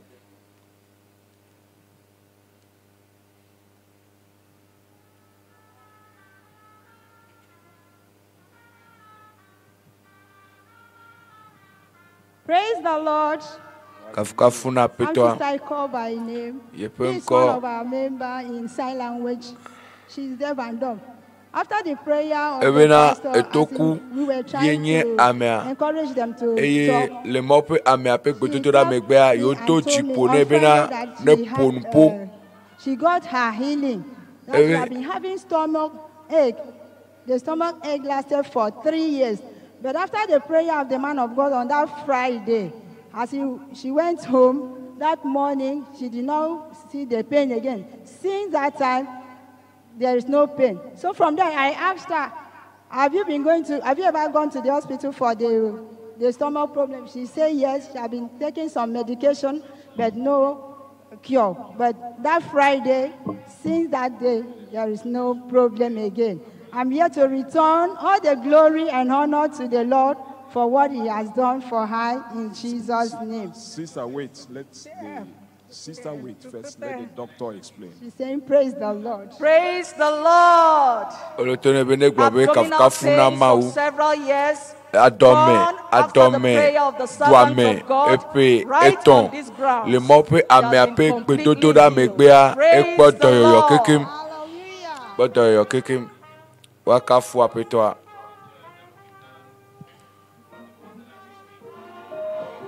The next testifier. Dasetila bubu.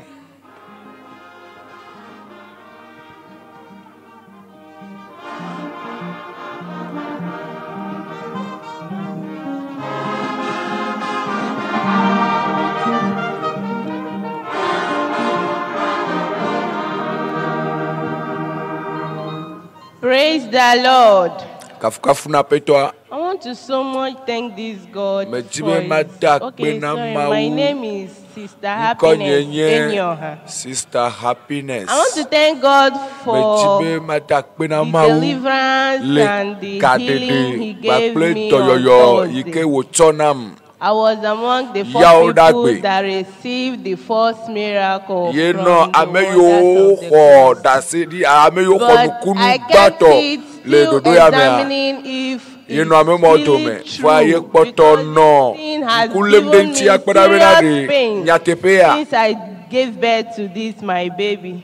The pain started after delivery with a swollen. And since then, till that Thursday, I received my healing. It has been giving me serious pain. Like, seriously, I cannot walk when the pain starts. A little small thing like this, it will be as if there is a stone on that upper of my navel. But to the glory of God, after the Thursday, everything, the man of God said at the last amen. I placed my hand there, believing that the last amen I will receive my healing, and I see all glory and honor be to the Lord for the deliverance and healing he gave to me in Jesus' name. Praise the Lord. Our sister is just testifying of the goodness of God for healing her of para umbilical hernia. She had a swelling a hernial swelling around her umbilicus during pregnancy. And as she testified, she usually had uncommon pains in that area, so excruciating. But the power of God touched her in this crusade, and the Lord made her whole. Praise the Lord. Praise the Lord. It's gone and gone forever.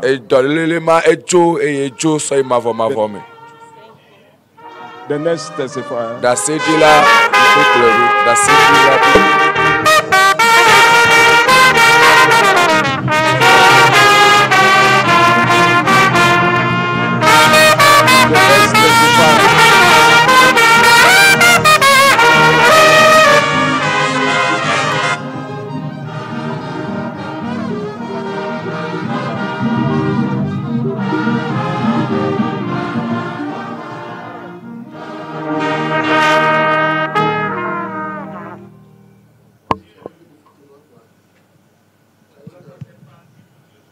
Praise the Lord. My name is Bro Emmanuel. I'm from the group of district, Ikono region, Akwa Ibom State. So I want to thank God for what God has done in my life during the Divine Touch Crusade in Enugu. I was suffering for over 4 years. I was taking some medication. The problem was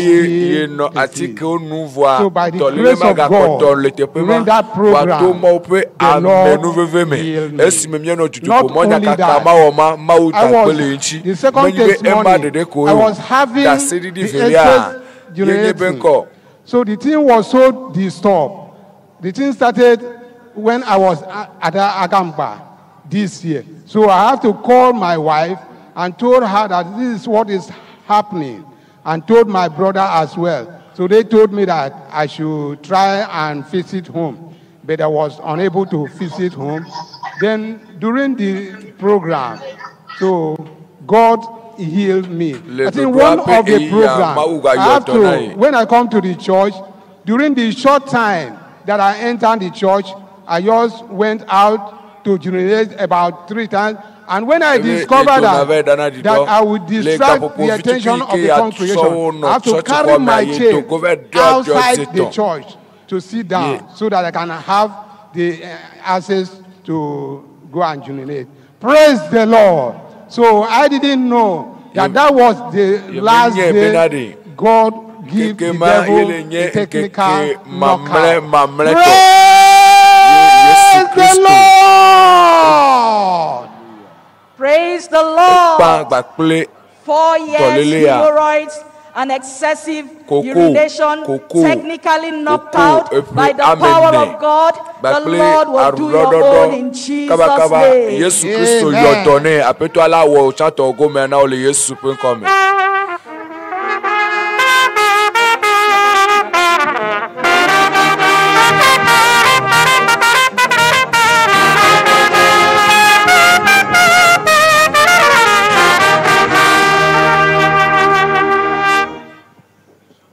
Online. Yes, we still have several testimonies. We are going to take few of them quickly before we return. From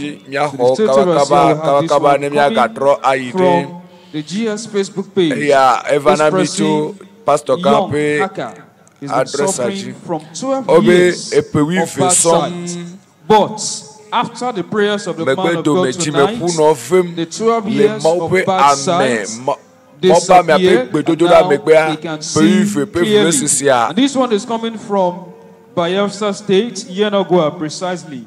She's testifying that she had a nail pierced her right leg while on duty. This resulted to an excruciating pain for about a year now. But today, she felt the power of God descended on her, and the pain completely disappeared. We are going to go to Kogwa, Abuja, for a live testimony. But let's take this one coming all the way from France. And then it says, He had a back pain on the back for a long time. No yevem etepe chichi. Voisaya me peko. Le mope ameape gbedodora megbe avevesese le chimema. Le nuchi la mema ejo ewojo so ide mavo me wakafu apeto Yesu. In Abuja. Azomye ide koboa le Abuja. The Lord. I say, praise the Lord. The God of wonders is doing wonders in this location. And by the grace of God, God has done something in this location. This is Deeper Life Campus Fellowship Builder Center, Kubwa Region, Abuja, Nigeria. And by the grace of God, we have a very striking testimony of this young boy standing here. Actually, he had paralysis. He couldn't walk well. As you can see, he has his walking aid, which he has been using for a long time now. And he was here on the first day of this program. He walked into the church with a walker, and during the prayer of the man of God, we believed, and the prayer was done. And he went home. And the next day, the second day of this program, we were just in the church clapping and singing, and he walked into the church without the walker. Praise the Lord. Put your hands together for the glory of the Lord. He walked into the church without the walker. I want to give the mic now to the father to tell us how it all began. Praise the Lord. My name is Sunday Ujumu. By the special grace of God, in Abuja. This is my son Toluwani. And on the first day, he prompted me that, look, Daddy, let's come to this crusade. I was hesitant.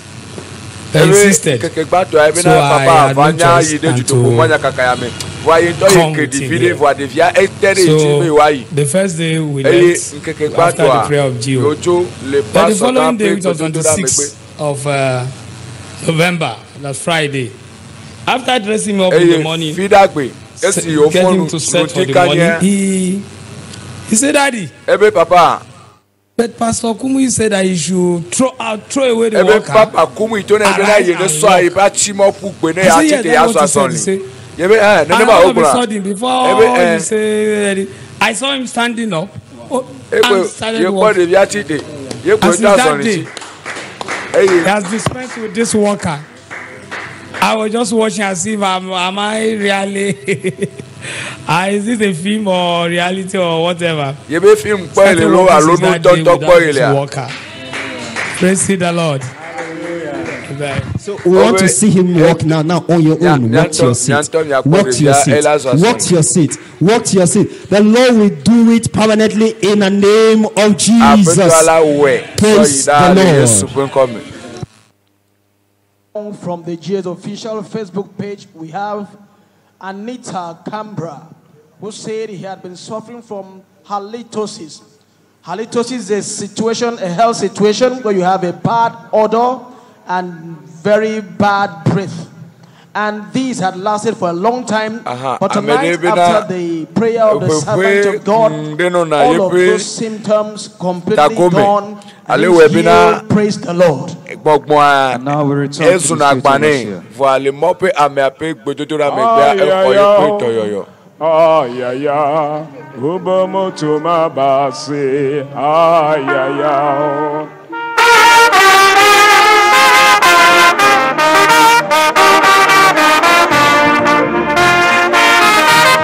Stand up.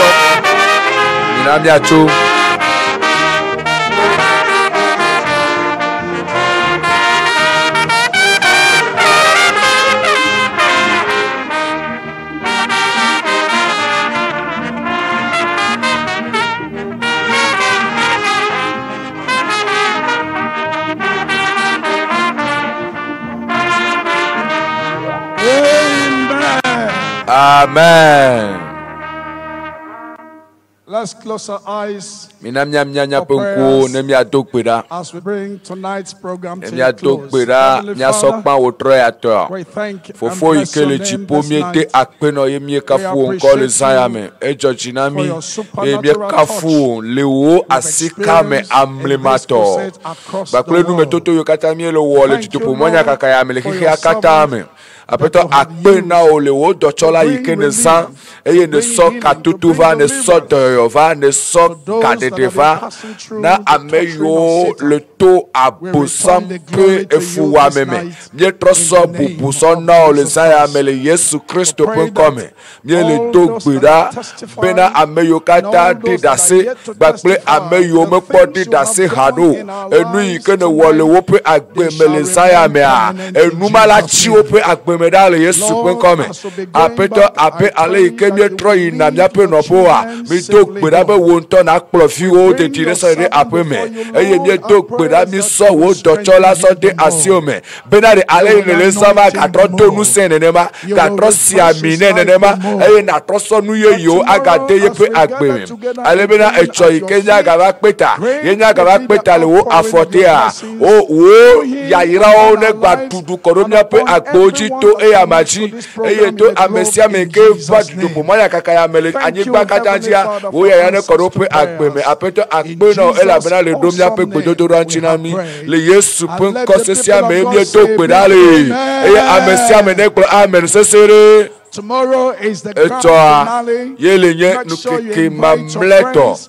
Bebo bena na pe oholo o na pe hadola o na pe ameveje o eye na va bakle mo popo gato eye apeto ama tonu popo pedo le Yesu penkome esa ne chechinami apeto ane yirami eye wa nokle mi kata le Yesu penkome ameyo metendi da se egbewa echo mila na mi monu popo bena mia mamia pe da siriri bakwe Kristo penu chila akpe na mi.